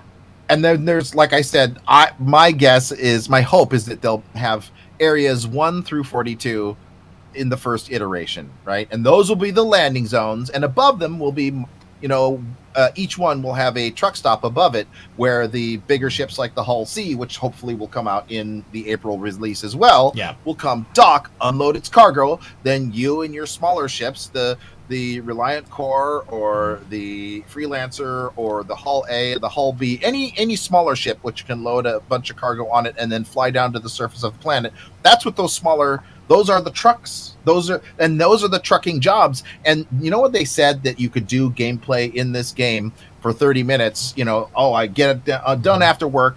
That's your 30-minute gameplay. You get in your Freelancer in Area 18. Let's just use Area 18. You fly up to the truck stop. You load up your Freelancer with cargo, you fly back down, and you get paid. That's a 30-minute gameplay session. Or maybe have to relay that for so many trips or something. But yeah, I could definitely see, depending on like that, you're going to get paid based on load and all that. Yeah. So I would see that 100%. The Hull C brings it in from, from Crusader to ArcCorp. The smaller ships take it from the truck stop down to the planet surface. I think that mechanic, I hope, but I think it will be in the April release. Oh, wow. So that's my prediction is that you're going to have ArcCorp at least 20 landing zones, possibly 42, but at least 20 landing zones. So Area 18 will be among them, right? And then you'll have the truck stops that are above it, and then maybe even a truck stop or two orbiting between, so because smaller ships won't be able to actually fly from Crusader all the way to ArcCorp. The only the ones that have like the extended range tanks, they'll have to actually stop off at a truck stop, fuel up, and then make the last leap. That might be the case with some of them. I think we need to start a donation goal to get Drugs a new chair, because it looks like it's cut in half. What I want to see, as far as ArcCorp goes, is I want to see the little subway trains between the cities. I think definitely want to see that. Yeah, I want to see that too, but I don't think we'll see that until probably the July release, because I don't know that Hurston. I think that they'll perfect that. So the kind of the gondola trains or the trams, monorail monorails. Yeah. They'll perfect those. What would be probably better for them to do for ArcCorp is like tube rails, right? So they could. Well, something different for each of the planets. Yeah, different style for each culture. Cool. That'd be kind of cool. Yeah, I'd like that. All right, next question is from Soldus. Says, "Hey guys, after all the DC/crashing 3.0, you feel that being a PTU, we should expect that amount of bugs, or do you think we'll see something more stable before getting it in public hands? Still way better than 2.0 though." Says, "Love the show. Keep up the good work." So what do you guys think? Uber Nerd, what do you think? You think we'll see something a lot more stable before it goes out public? Oh, yeah. Yeah. Okay. As stable as 2.6.3 was. Oh, my God. I hope more stable than that. Because but with I mean, I almost never crashed in 2.6.3. Did you play any Star Marine? I could play for 10 hours straight and not crash. Did you play any Star Marine in that build? Oh, I'm not counting that. I'm just saying the PU. Oh, I crashed a lot. Because Star Marine, if you look at the PU,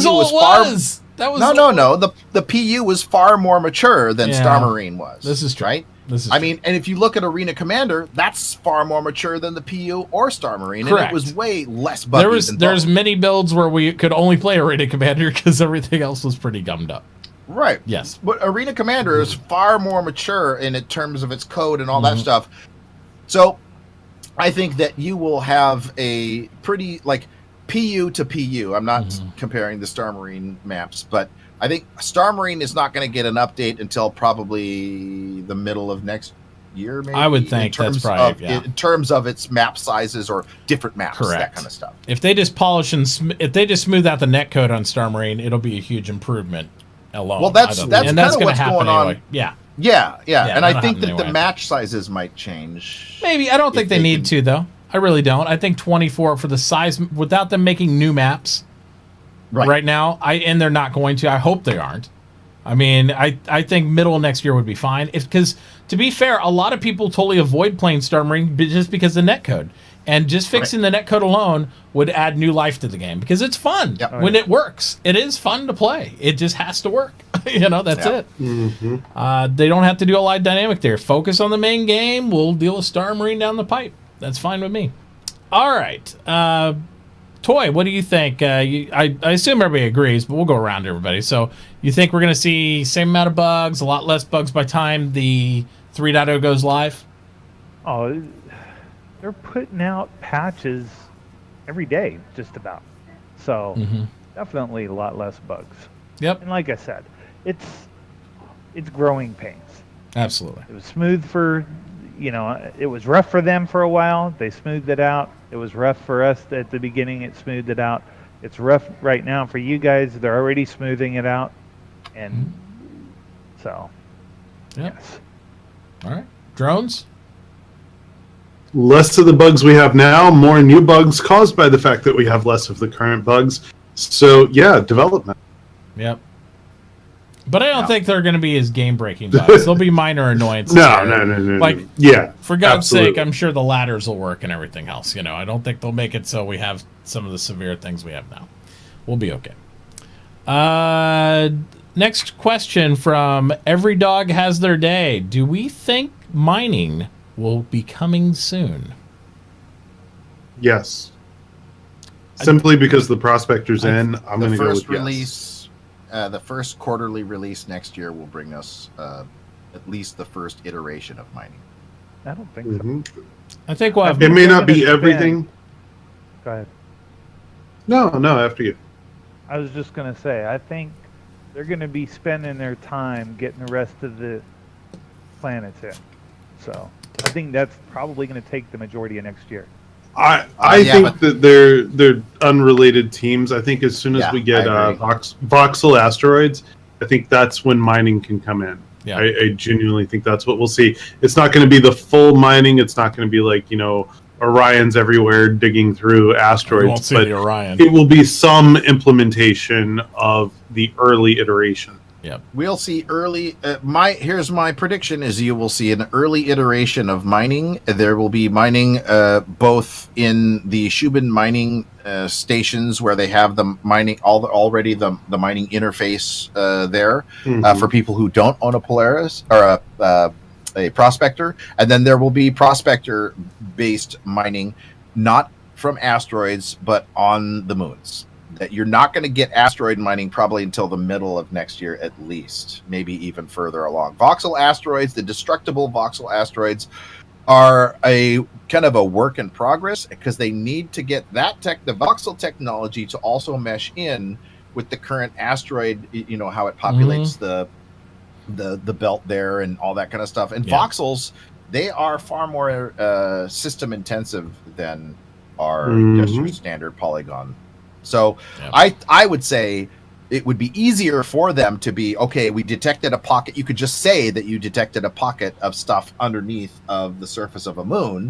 It doesn't have to be voxel based. You get your prospector down there and you drill, or you go get a contract from mining, Shubin Mining Corporation. You go to their base and you finish up the contract using the existing mining platforms that are already there, So that can come in as early as the April patch, right?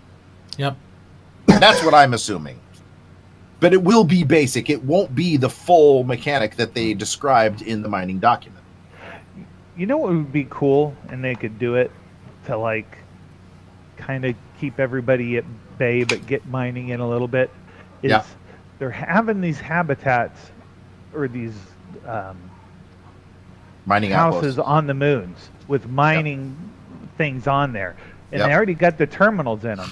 So if they could send you on quests to go in there, go inside, and actually do some mining through those existing things, they're like, oh look, this person out there died or disappeared, and I need you to go out there and mine me this much stuff.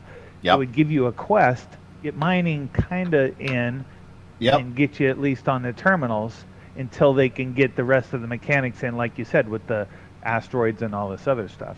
That's what I was saying. I think that is the direction, because I think that's why they put these mining outposts in there. They won't come in with 3.0 because they still got to get the base mechanics of 3.0. But I think that type of mining will come in 3.1, which is just end of March. End of March. I agree. So I agree. I think so. I think it'll also be, because especially it'll be the cherry on the top for Chris Roberts saying, hey, look, I said we're going to have a quarterly drop. There's a quarterly drop. It's not going to be 100% feature rich of completed gameplay on anything, but I think we're going to get mining. I think we're going to get some aspects, and I think you're going to get some new surprises too. And you might even get the first elements of salvaging, because I think salvaging would be easier to do than mining, personally. You don't have the voxel-based stuff. You don't have some of that. I think that salvaging is going to be harder than mining, much harder. And the reason why is because they don't want to have bespoke wrecks out in all the wrecks that were in 2.6.3. Those were all hand placed, right? I agree. They don't want to have that kind of thing anymore. I don't think you're going to have just randomly spawning though. wrecks.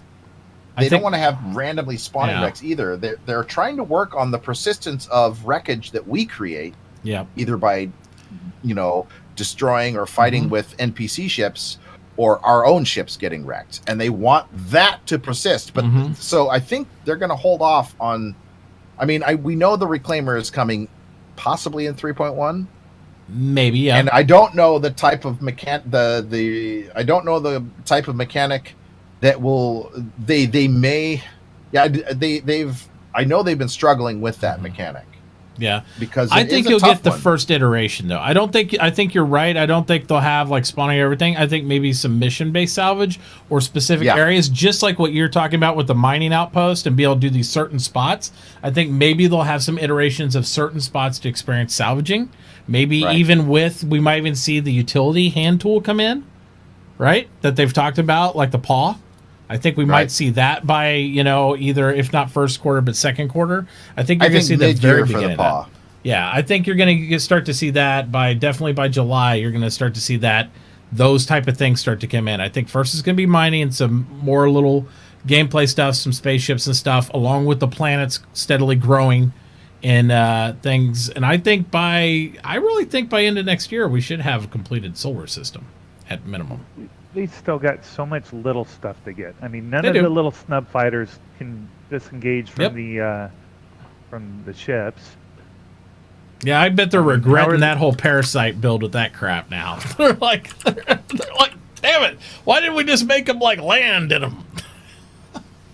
Now that they figured out how to do the carriers with the fighters docking, think about how much easier it would have been if they would have designed the Constellation just the back end to open up and just land the sucker in the back end of the ship instead of this whole like attach and latch on stuff. They're so regretting doing that now. I feel it. They would have, but with how collision works in video games, they would have had to make it so much bigger.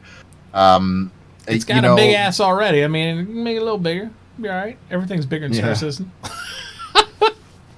But I mean, think about it, because they got the automated you can do on the carriers, right? They've already showed that, like where you can come in, you can try to manually fly, but like when you're actually docking into the carrier, you can automated come in, do the landing and stuff like that as well. And I think that would be the base mechanic and even that might be what they're looking at anyway, to latch into the Connies anyway with these parasites. Like you get a line, you automate it, you kind of hook back up and it locks you in. Something like that makes more sense to me than anything else, so. All right. Let's see. Any predictions for the next great Starship contest? They won't have one. God, I hope not. I think it's a complete waste of time. Personally. I hate to sound that way, but to do the Starship contest the way they did it before would be a waste of time. If they wanted to take people's concepts and those things and maybe say, hey, you can compete for like a drawing concept, not make it a big show and all that, totally down with that. But to do this multiple iteration, like look at the detail on this one, all that stuff, they've had more problem with the Redeemer and all that stuff and sizing it all up to their palette and all that stuff than anything. It was a great resource for them to gain artists and whatnot. They don't need that now. They really don't. No. They hire guys that are professionally trained that can adapt to their systems they already have in-house. But I just don't see a purpose in it. I know it was a great idea to integrate in the early days of CIG, but now I think it's a waste of time. I really do. Yeah, I don't think they should have... I really don't think they should have a next great Star Marine either. No. I think they need to stay away from those types of contests. Yes. What would be nice... if they would have maybe predictive contests or, the drawing contests are, I don't know. I guess skins, they're okay. The skin contest would be amazing, I think. How about lore contests where people would, I like that too. Bring out a thing of lore and then the winner gets their lore included into the, because it helps to add with the... there's a lot of people out here. Alien creature contest I'm cool with too.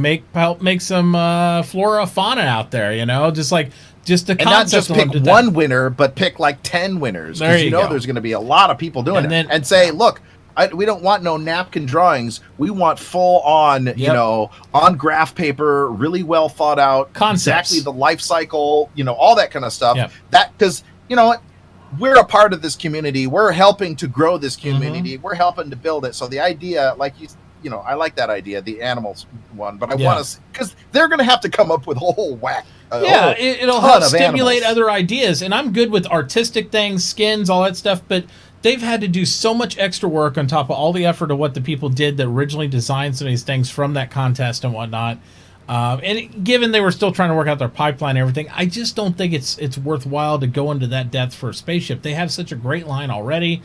Skins, sure. Concept of stuff, sure. Aliens, populations, things they're lacking, or maybe even scenes. Maybe even design a city with their little whole procedural city. Maybe design the look of a city or something like that. Some sort of art style of that would be kind of interesting. But I just don't. I think the designs. I don't like the idea of designing large areas. I think that should not be left to contests or people.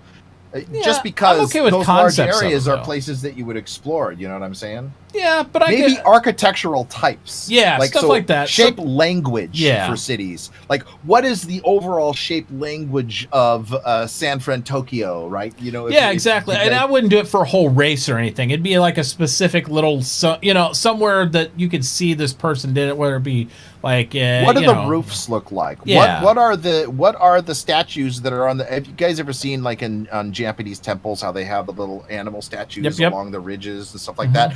Do other culture, like all these cultures, because they're doing that with the Xi'an language, which I think is really cool, right? It's a kind of an iterative, cooperative, whole community effort to really flesh out the Xi'an language. The easiest one still would be for skins, for either armor skins and ship skins, stuff like that. I think would be amazing to have customized contest for that, because you're not changing the engineering or the actual physical thing. You're just doing a skin on top of it, and it'd be a custom skin, so they could win, and maybe they win like that armor or some other sort of contest, or a cool spaceship or something. Do the cool skin for the constellation, you win a constellation. Something like that would be neat. But yeah, I'm just not a big proponent of that. I think it was a great idea to stimulate and stir the pot at the very beginning of the project. Now I think they're just so past that. That's like opening up and limiting the stand. It would take too much time out of there. Yeah. Because it'd be heavily community management involved, and it's just like, I just don't think. No, not now. Next question. What do you think the concept price of the mystery ship, the Polaris-sized gunship, will be with the 750 Polaris price in mind? Ooh. $810. Toy. This price is right. I expected just under 900. Okay. Dr. Drones. And he's muted. Uh-oh. He was gonna 800 even. How about that? $1, Frank. No, it's like no. All right. I would agree. I think it's going to be right around that price range. I would like to see a war bond at 600 though. That'd be amazing. They'd sell 1 billion of them. All right. No way. I know you won't, but I would like to see it. But yeah, I think it's going to be comparably priced. Remember, the Polaris one came out with 625 war bond. Just saying. Yep. So this one will be 810 for credit and 710 war. Probably. I could get down with that. What is the organizational symbol at the bottom center of this picture on the large ship or station? It looks like Anvil, but it's not. Is this a sneak peek of something big on the left side? Oh my gosh. Guys. Nico. I don't know. What is he talking about? Nico, you are going to have to send in all your submitted links and artwork prior to the show. Yes. Yeah, for real. Yes. You're lucky I'm a professional. I can handle this shit. Beautiful dream. All right. The symbol, where do you say again? Symbol at the bottom of the center of this picture on the large ship or space station. Nope. Ship or space station. I don't see a space station. I mean, I see that there's probably a monolith like, there. Arena commander.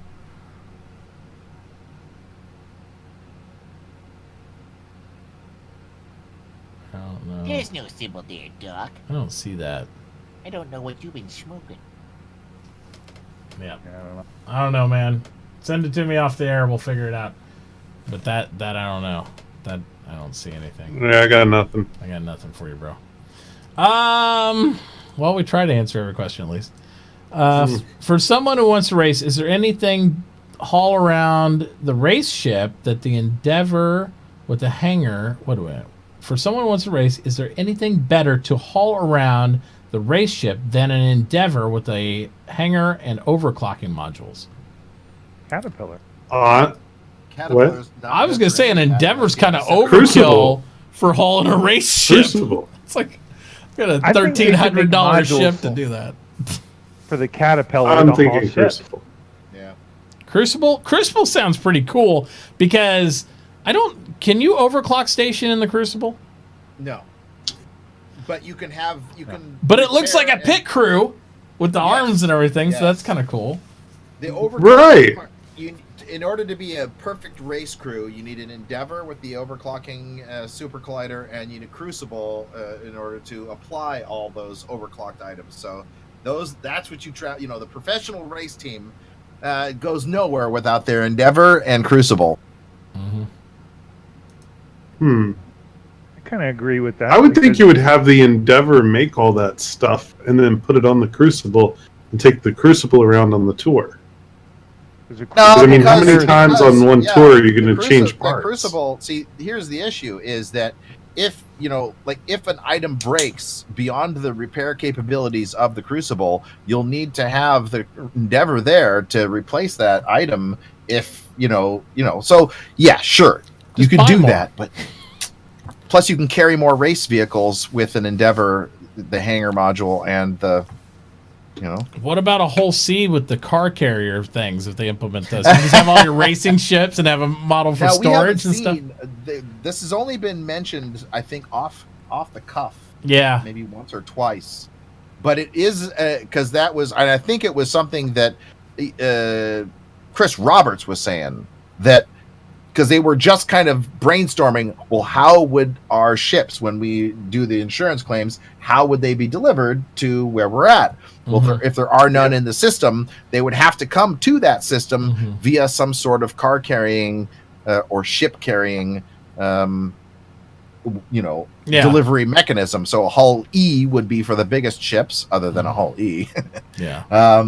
And then And what blew my mind when that conversation came up way back when the whole series was just, really fresh out the box, for Right. concept, was the fact that, they said, well, they could be packaged, but they could also have maybe special modules where they wouldn't be packaged. They'd be more deployable, like that. And that's when everybody started talking pocket carriers, and everybody just kind of rolled their eyes. And, it's like, can you imagine trying to launch a fleet of ships off a Hull E? How sad that would be when the first rocket came in and blew up the Hull E, and it's like ships everywhere.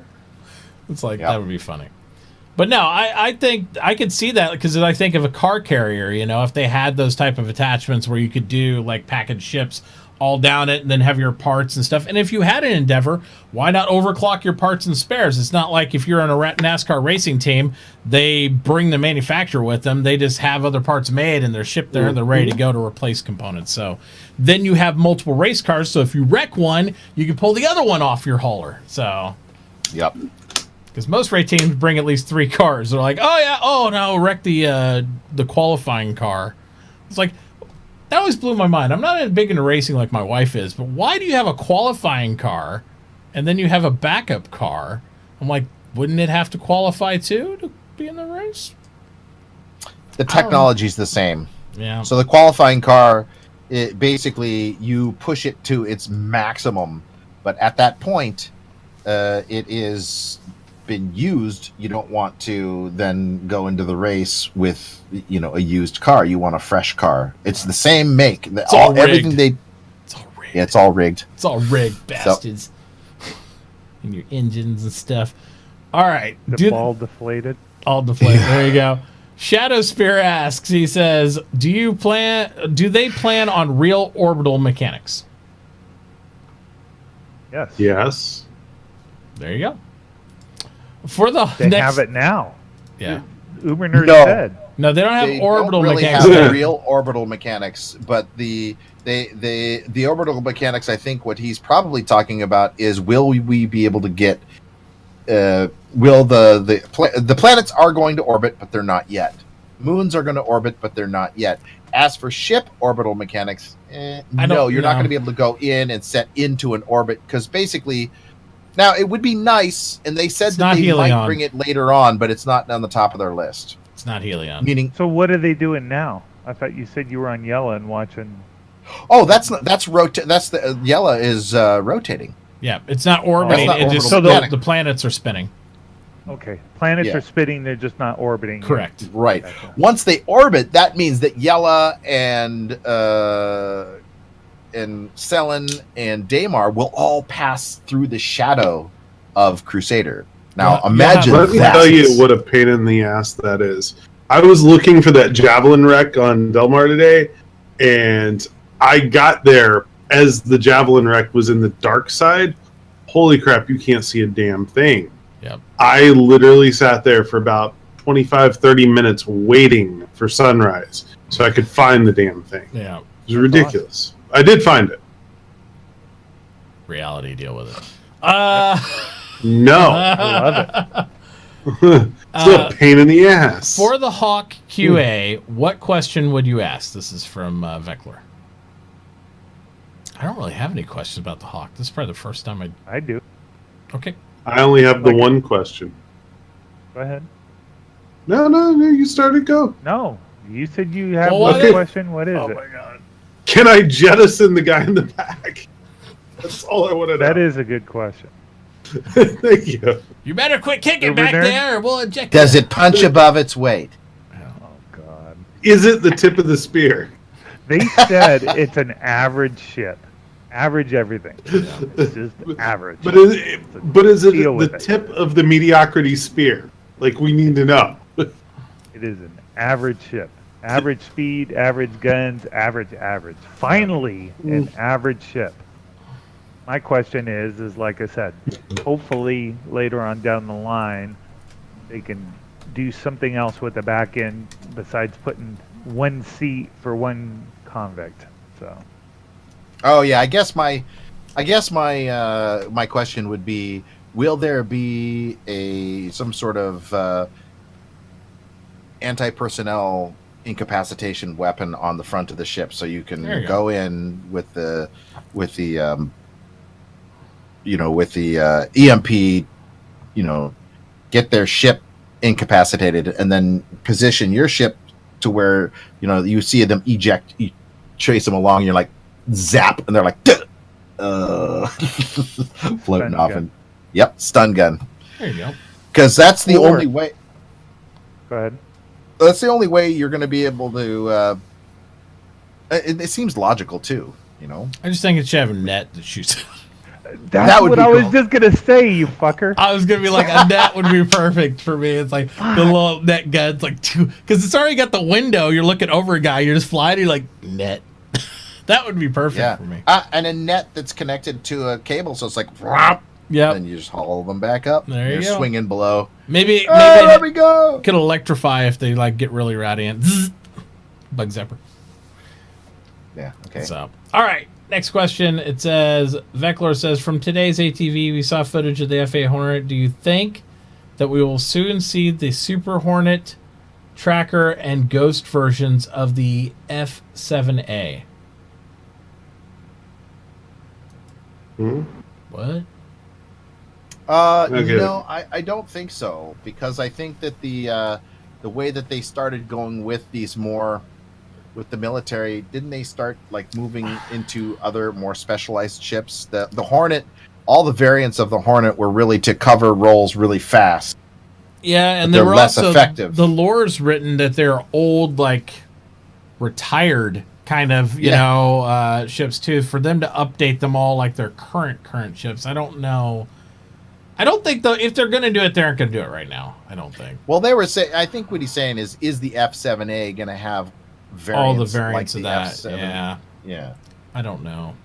I don't think so. I say no, because I say that the role that the Tracker is better done by like a Terrapin, maybe. I'm just kind of over the Hornet, to be honest. The role of the You've never liked the Hornet. I have just never liked the Hornet. I'm just not a Hornet guy. I don't either. I don't blame you, Mitt. I'm right there with you. The Hornet's never been the ship for me. I really love industrial ships that are generalization ships that do multiple things to fill those roles, but military-wise, you'll always find them very role-based.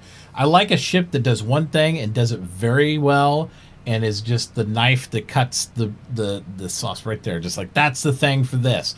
This is the thing for that. The Hornet is a very good ship. Yeah, I like it.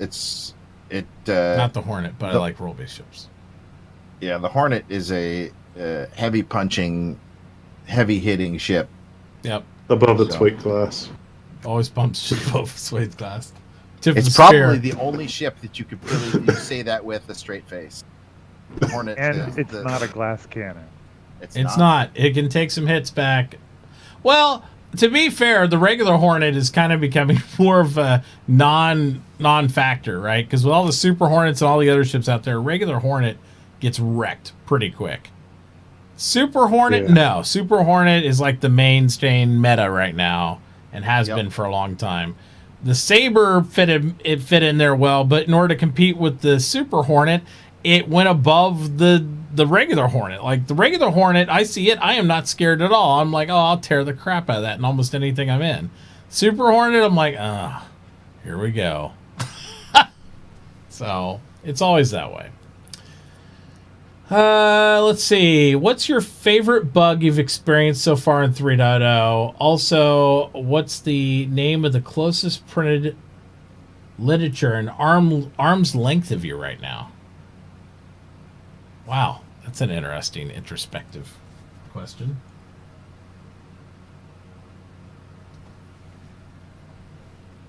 Well, I can grab. It's not really arm's length. I gotta reach over here. I'll grab it though. I was about to say, there's nothing within arm's length of me that's not keyboard and mouse. Printed literature? The next closest thing to me that's just outside of arm's reach. Oh. There's mine. Does this count? You would think that anyway, right? Yep. This is the star map.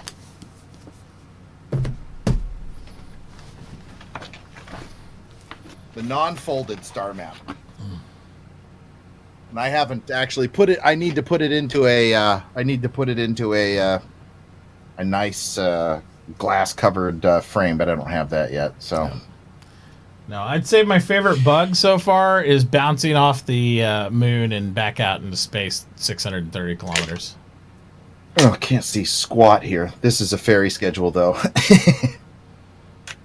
My favorite's the Ursa dropping through the moon with me in it.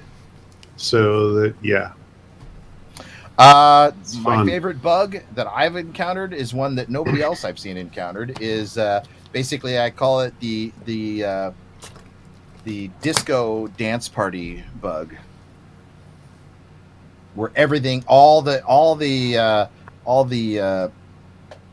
everything is just flashing, and cycling psychedelic rainbow neon colors.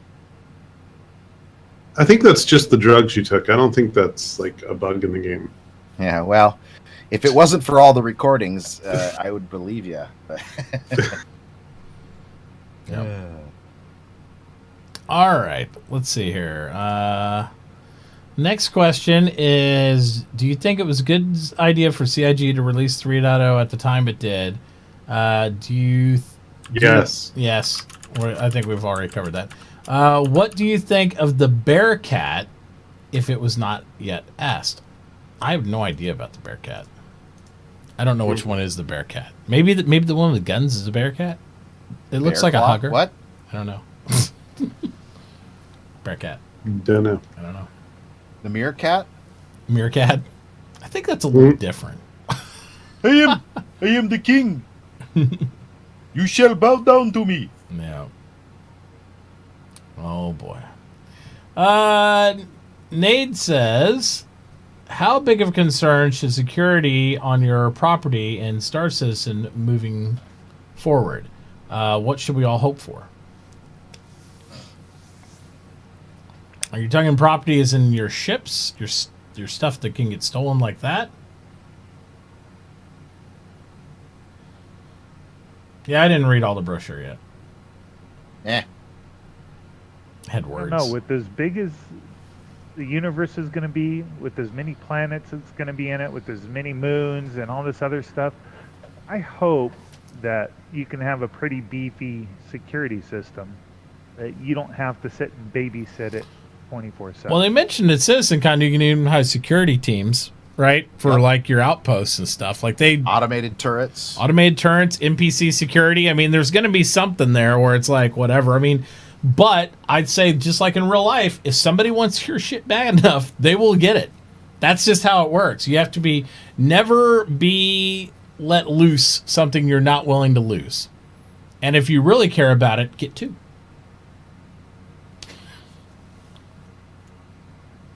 You gotta sleep sometime. Yep. That's just the way it works. That's the way it works. The very dedicated organizations will be able to protect their stuff and those who have people from around the world, you know? Yep. So you got 24/7 security going on. Absolutely. Neorian says, what are your guys' hopes and thoughts on bounty hunting?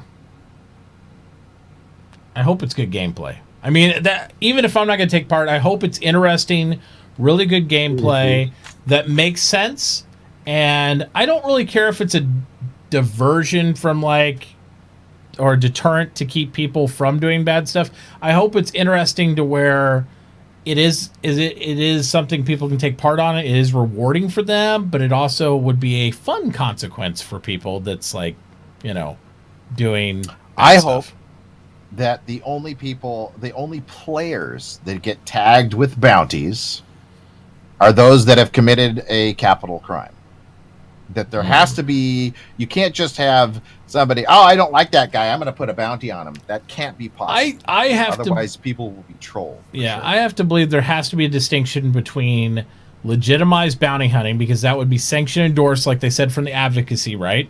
And then there's something where people are putting a bounty on your head or a contract out on you. I want it to be more like you're doing something illegal as a hitman or a recovery agent or something like that, or you're a bounty hunter that has a legal documentation saying this is the process of what you're doing. So if you make that distinguish, if you get caught doing one, you're doing something bad, while the other one is legal to do. That's what I would see. I don't want you to because you won't go to the advocacy to put a hit out on somebody. But you might contract a mercenary to do it. You know what I mean? So but the mercenary is not going to be, it's not going to be capture. No. The good guys do the capture ones. The bad guys just do the assassination ones. That's true. But a mercenary could capture. I don't want to see you be able to capture somebody because then you're talking about the whole slavery mechanic that people have talked about in the past, and I think that should be a non-starter. Yeah. And this is a lot of people. Oh, I'm going to capture you, sell you into slavery. It's like no, we're not doing that. But and that's where. Go ahead. You guys go ahead. No, go Toy. I was just going to say, I just hope to see a lot. I mean, we see tons and tons of lethal weapons. I want to see a lot of non-lethal stuff. Yeah. Yep. To use on people. But it's not like you could just go up and hit somebody at the bar, knock them on the ground unconscious, and be okay. It's still not, that's not proper etiquette. Right. You'll still. This person has to have the bounty in order for you to not get in trouble for knocking them to the ground. Here's the thing: if you go into a bar and you use a stun gun against somebody, even in monitored space, in advocacy protected space, you'll get arrested most likely unless you have a bounty on this person's head, right? Yep. And you could show them it's a legitimate bounty. On the other hand, if you are in unmonitored, unsafe space where these are just the wild west of space, You still may just get ejected from. You won't get arrested, but if you go and you shoot somebody and you're disturbing the bar, the bouncers may come and grab you and eject you from the bar, not let you to finish, or you might have to pay them off to let you to finish or something like that, right? So there will be certain types of control. So if you're, when people get in a bar fight, usually the bartender breaks them up and throws them out, right?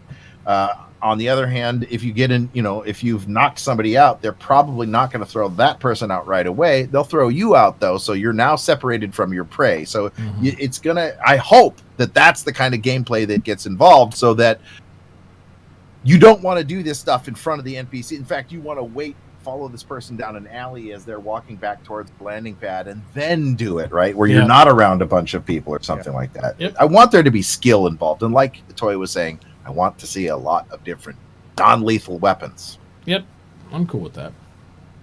I like that gray area of stuff where you could be like, because as a mercenary, I want to be able to do legitimate work, and I want the option to choose illegitimate work. And so that's the risk involved, right? So you can, but they're two totally different things to choose, right?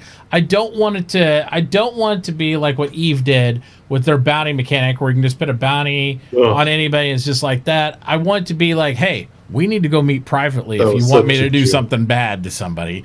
Whereas, I can walk into the advocacy office and I can get, what do you got on the plate today, Joe? Well, we got this group of bounties here. Do you want some of these contracts? Sure. And just take those. And I think having that distinction will make it interesting.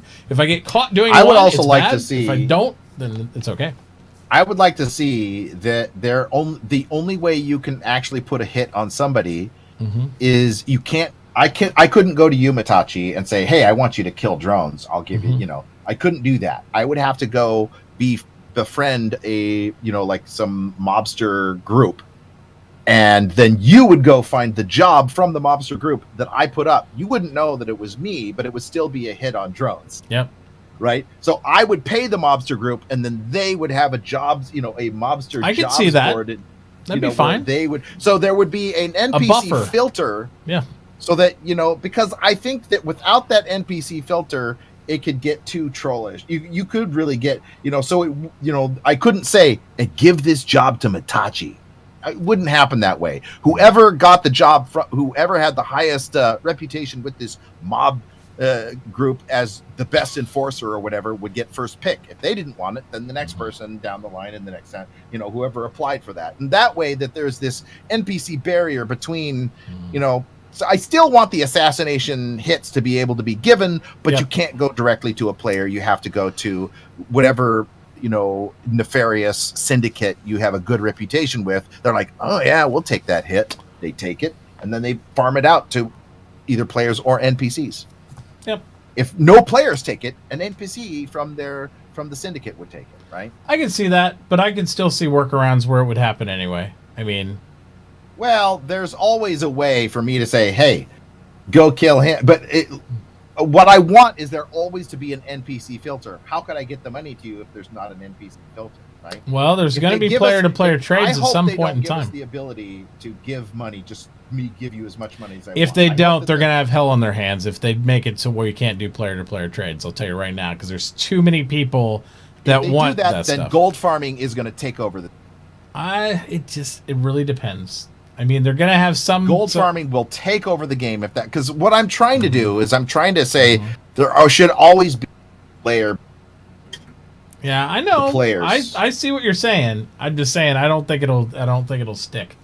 I think they're going to make it to where... I mean, with the taxes and other stuff, they're trying to find ways to mitigate it, but if they make it so I can't trade you assets or I can't directly trade you money, they're going to cause a big uproar in the community. There's going to be a lot of cooperation in the...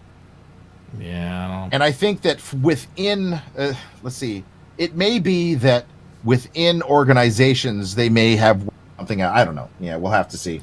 I mean, they're going to have to figure out some sort of mechanic to try to mitigate the best they can. But I think with you already able to buy things from them, as far as like game cards and stuff like that, and you're able to buy certain things, I think it's going to mitigate a lot of that. That helps a lot of that, but I think with them just coming up with systems for taxing and other avenues and not being able to just directly give it out, it'll be easy for them to algorithm if some company or some players giving out 20, 30, 50 people tons of money randomly that aren't in the same org or anything like that, it's going to make it really hard. But as a mercenary, how would I pay my own guys if I can't pay them to be in my PMC and do work for me? There's no shares. Well, they already, like, that kind of stuff has to be with the, if you're a mercenary. How do I pay my guys? You put maybe when you have a bill of lading, when you sell all the stuff that you just went and stole. Well, I mean, you put their names on the bill of lading, and then when you sell it, it splits. But say Drones is paying me for protection money. I mean, he can't for like a protection run, like I'm protecting a group of his buddies or something like that, or he's working with me and he needs backup on a job he's doing or something. I mean, there's no way to mitigate that through that. Right. Whatever the job pays, there is a contract or an agreement, a form that you say, oh, well, yeah, I'll give you 20%, which is this amount. And then when you agree to it, then everybody signs on to it. Then the job gets done and everybody gets their pay. I don't know. I don't like the idea of just being able to willy-nilly give money to people. Well, Chris Roberts has talked for a long time about controls and how you give money, but he's always said you will be able to. So even if you couldn't exchange money directly, there's nothing to stop me from buying a commodity, setting the physical item down next to you, Mitt, and saying, hey, that's your payment. Take it and sell it. That's true. And then you get the money. It's the same effect. Yes. And that's one step. See, there you go. It's one step away. So, I mean, you can still gold farm that though, to be technical, so make it get like a million of those. There's no avenue to prevent gold farming if you have player-to-player interaction. The only thing that prevents gold farming is having a single-player game. To be honest, I mean, what you have to do is deem it to make it so unworth it to gold farmers to sit there and pay to do that stuff that it's really just not that. Didn't they say that if you put something down and somebody takes it, like if you buy something, it's your property. If somebody takes it, they don't have the right documentation. Yeah, right now you can just pick it up, but it's supposed to be some sort of exchange thing. They do it, but they've also said right now the best way to split up loot is just to let people take the box. So I mean, they're still talking about like wanting to allow people to trade and do that stuff.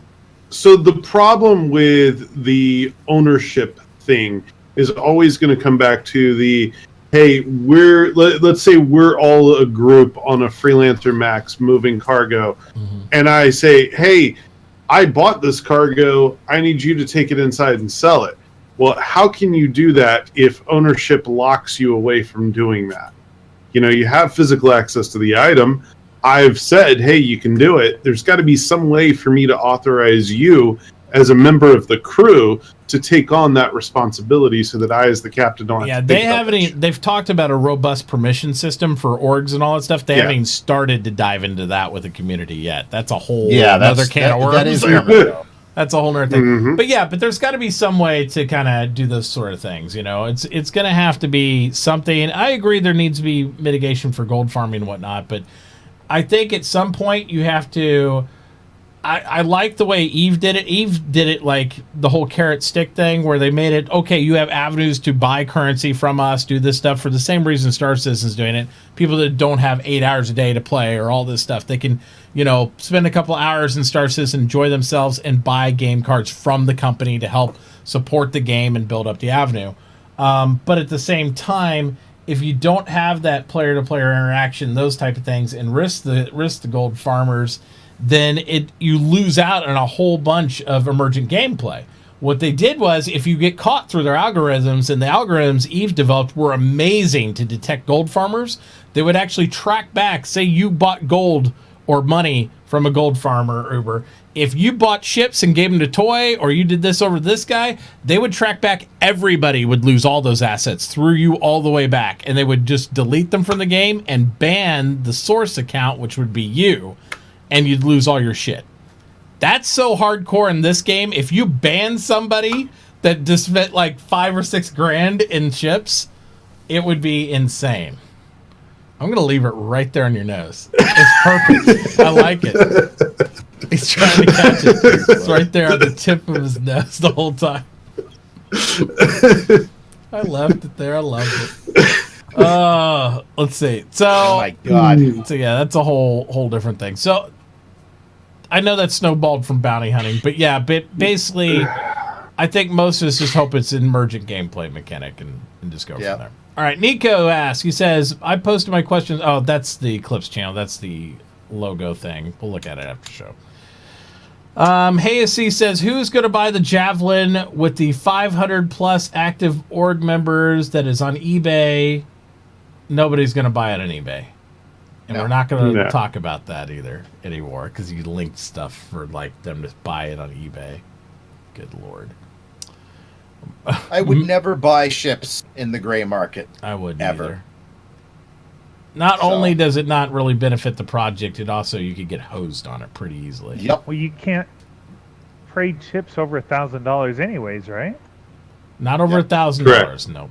So how's he going to get it to you? Yeah. Other than he's not. He's not going to, because he'd have to give you his account. That's exactly what they do. They sell you their account, you get it, but if you ever get discovered, that is against the terms of service, and it will get deleted, and you will lose everything. And he could always recover his account 6 months down the road, and I've heard it happening before because he went. People go migrate all this stuff, so they sit there and like, oh yeah, that's my old account. I'm sorry, I need to recover that, and then even the passwords change. They contact concierge because they are concierge if they bought a freaking Javelin. And they will get their shit back, and you'll be sitting there holding your dick in your hands and not have anything. Yep. So good luck with that. Don't do it. Don't do it. Never buy anything in the gray market or from eBay. No. Words of wisdom to live by. Merrick Dragon says... The only thing I suggest is buy Toy and Endeavor. Yeah. That's right. Buy Toy and Endeavor. Yeah. That you can't trade to next week. Make sure it's a master pack, so it's more expensive than $1,000. And go, oops, Toy, I have to keep it. Merrick Dragon. Separate transaction. There you go. What do you guys think about the Crucible being solely to carry your racing ship? I feel like we did this to racing. We just did. I already said that was a good idea. Yeah, I think we already did that. Ashen says, "What org mechanic are you looking forward to?" That's an interesting question. I would say permission systems is just a general without going into detail. That's permission systems for like sharing ships, assets, accesses, those things. Just a permission tree is probably the most exciting thing about orgs, to make it truly mean something to be in the org and do those things, like more robust permissions. So for me. What about you guys? Agree. Anything else? No, I'm on that wavelength right there. Mission system is extraordinarily. Yep. You want to be able to have people at different levels have different access to different ships and parts of ships. The only other thing I can not necessarily. Go ahead. Go ahead. I was going to say not necessarily a direct org thing, but definitely related to working in large groups. Is some kind of fleet and squad management. Like, I really want to see that. That would be cool. Definitely. Yeah. I was going to say the only other thing org-related I could think of is to have placeholders for logos and stuff on our ships and equipment would be kind of cool. Yes. Whether pre-factored or whatever, or being able to do custom and review, that would be the other thing that'd be cool to give us identities. And I know everybody that I've talked to in Star Citizen that's in a big org or medium org or small org would love that. So... I'd love to see the big player or the big cities or whatever have like guild halls. That would be cool. I would be cool with that too. That'd be neat. Anything that identifies our communities and stuff inside the game, I think, is really neat. Really, really neat. And they could use it as a money thing too. Yeah. We'd charge pay you for rent for having that building. Yep. We'd pay for it. For sure. Bangshell says, will there be a planned occupation guilds that would award players certificates or licenses to do jobs and get access to play the game otherwise unavailable? Or will this be something that does rep increase and gets discounts access for products and services? It would be cool if they had professional NPC guilds you could join. I would think that would be neat, because other games have done that where you could actually join an NPC guild that's like all a mining guild or something. you know, and you could build up your rep by being part of that guild. Even if you want to be solo, you're still in that comms. You're in that community of people. They've done that in EVE and other things where people don't want to be in a player dramatic org. They just want to be in an NPC one and just, you know, hey, we'll just talk and we might meet up and do mining, and we have an automatic station we can drop stuff off to that's run by AI and NPC. I think that'd be cool. Yeah. And certificates of license, sure, why not? I think that'd be cool. You could go up that whole tree, join that org, become a professional miner, master, you know, surveyor or something. Professional. Yeah, whatever. Of any type of profession. I think it'd be cool. So people that don't know anybody in Star Citizen or they don't want to go that route, they just want to get their certificates to show they're proficient in that player skill. I think that'd be cool. Doctors Guild, you could become a professional surgeon. You've completed like 23 amazing surgeries or any of that stuff would be kind of cool to have in the game. I think that'd be really neat. Yeah. So I know that they already said if you had good rep with certain entities that you will get discounts or accesses maybe to certain missions and systems and stuff. But the guild thing would be a great idea on top of that. Other games have done it. Star Citizen should too. 2 more questions. Tunica Quinn says, do you think AFK mining will be a thing? No. Read the mining doc. It can't be a thing if they even follow half of that. There will be no AFK anything, really. I mean, no, even when you're flying between planets, if you leave you can AFK, go make a sandwich, but if you're interdicted, whoops. Yeah. Well, and to be fair, the only way to AFK mine with a lot of things is to use macros and those type of things, and they want to procedurally generate and randomize things to where there's not going to be, hey, this rock respawns there like an Eve or something every 5 minutes and do that. So I don't think it will be. Yeah. There's nothing that you'll perpetually be able to do. You might be able to set up like a base macro on your keyboard, which also is against the EULA, to walk away from your keyboard. It's basically the same rules as EVE Online. If you are doing it at your keyboard, you can use whatever functions you want. If it's something that will operate autonomously without you present at your keyboard, it is against the EULA of Star Citizen as well. They don't want you to do any like bots or crap like that. But I just don't see, I can't think of a roller mechanic that it would be possible. It'd probably be funny to see because you'd explode. And the final question, CH Will says, how far through the ship pipeline do you think the Polaris is? I think it's exactly where we saw where it was in concept. I think it's probably not even in white box.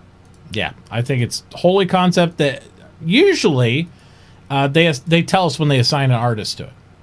They're pretty open about that. They'll just say, hey, we assigned an artist to this. There you go. That's what they did with the Carrack, you know, and everybody else. So I would assume, because really the Polaris, as much as I do love the ship, is not wholly relevant until they start to online capitals, like real capital military-based ships. It's just not, you know. Serves no purpose right now. Not really. No, I mean, you can troll people with it all day, but it's not really. 42 until the second chapter. Yeah, I think it'll be, you won't see the Polaris out till after Squadron 42 launches as a game for us. I think you might see it come out to us then. So that would be the earliest. I don't see the Polaris coming out until not next year, 2019. Yeah. Yep. That'd be the earliest, I would guess, anyway. Unless they just go, hey, we want to just put a Polaris in here for some random reason. So. All right. Well, that was the full body everything, guys. Great show. Man, it was a long one, though. We did a lot longer. It was. Hell yeah. Well, It was good. So, we're going to go ahead and we're going to get ready to do this raffle riffle here. So if you guys have not entered it yet, you will have a grand total of, I'm going to start the timer, 2 minutes to put in !SpaceBros and add your name into the hat. So get in there. And we are going to do a claim word. I'm going to do a little bit different this time. Mm-hmm. A little bit different. I don't know if I have a screen for that here. I'll just put it on this screen somewhere. I'll make something. We'll do it. We'll do it fancy-wise here. Right live on the air and all that fancy stuff. Let's see. Go. So we'll leave it okay. Title text. We'll take it off there for a moment and I'll fix it. So So we're going to make a claim word, and it will appear on your screen here, and we'll make it red so you'll be able to see it easy. And this claim word will be used by the winner to claim the prize if they are not a sub of mine. But you do, again, guys, have to follow each one of the streamers in this show. So it will be, if you don't have all the links for everybody, of course you're in my channel, so I don't know what your problem is if you haven't hit the follow button yet. But everybody else, it'll be !SBG will get you the link for that, guys. And it'll get you a link for all the other guys hanging out here. Make sure you're following everybody. Yeah. That way you can actually have a chance to win. Streamer. Mm-hmm.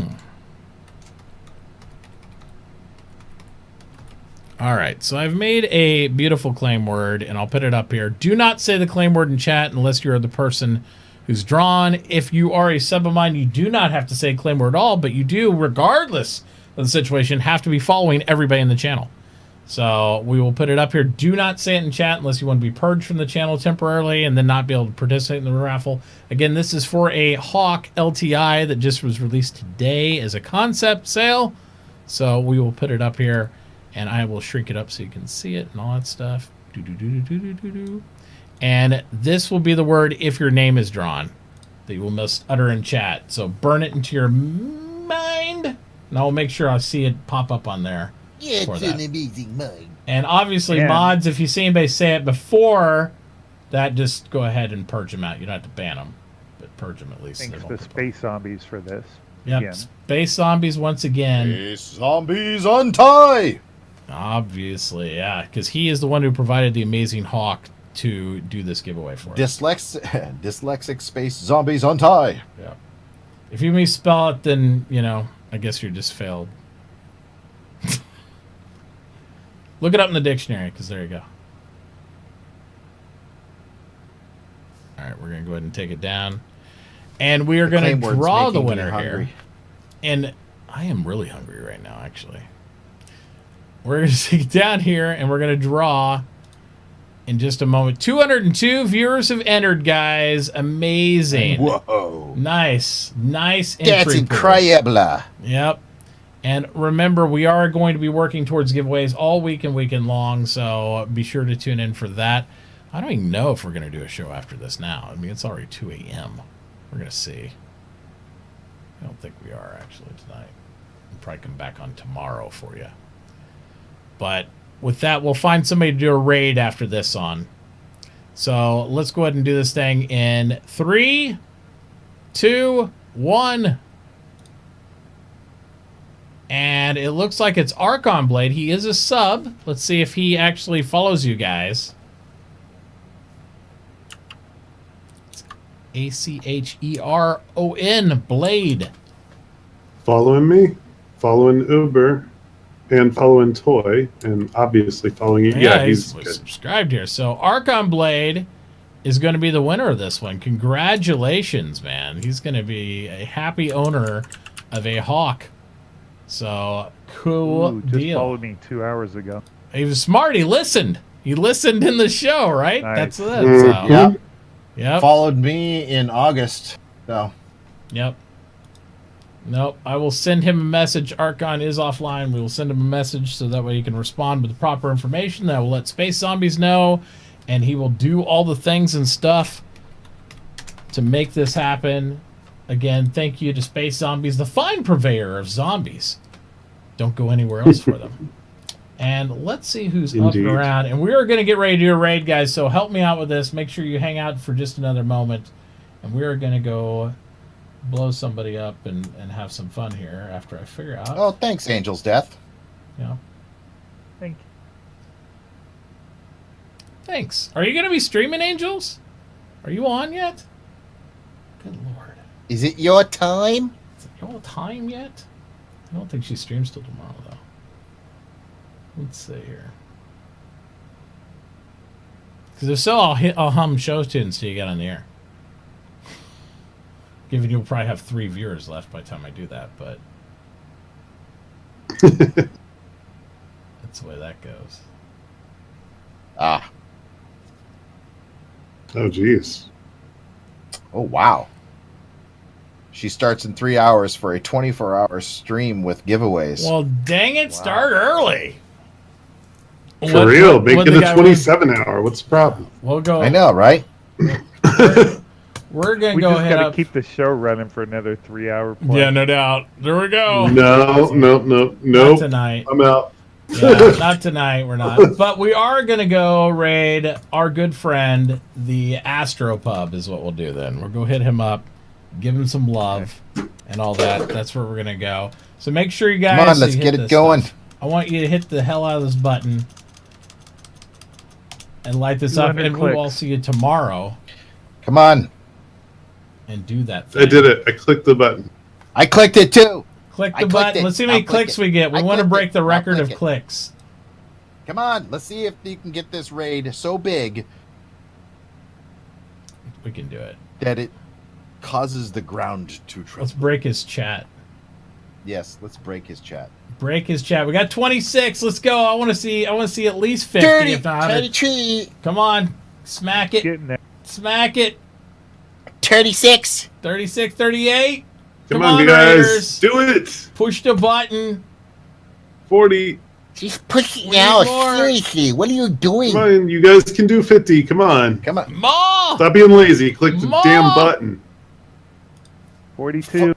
Click it. The answer to life, the universe, and everything.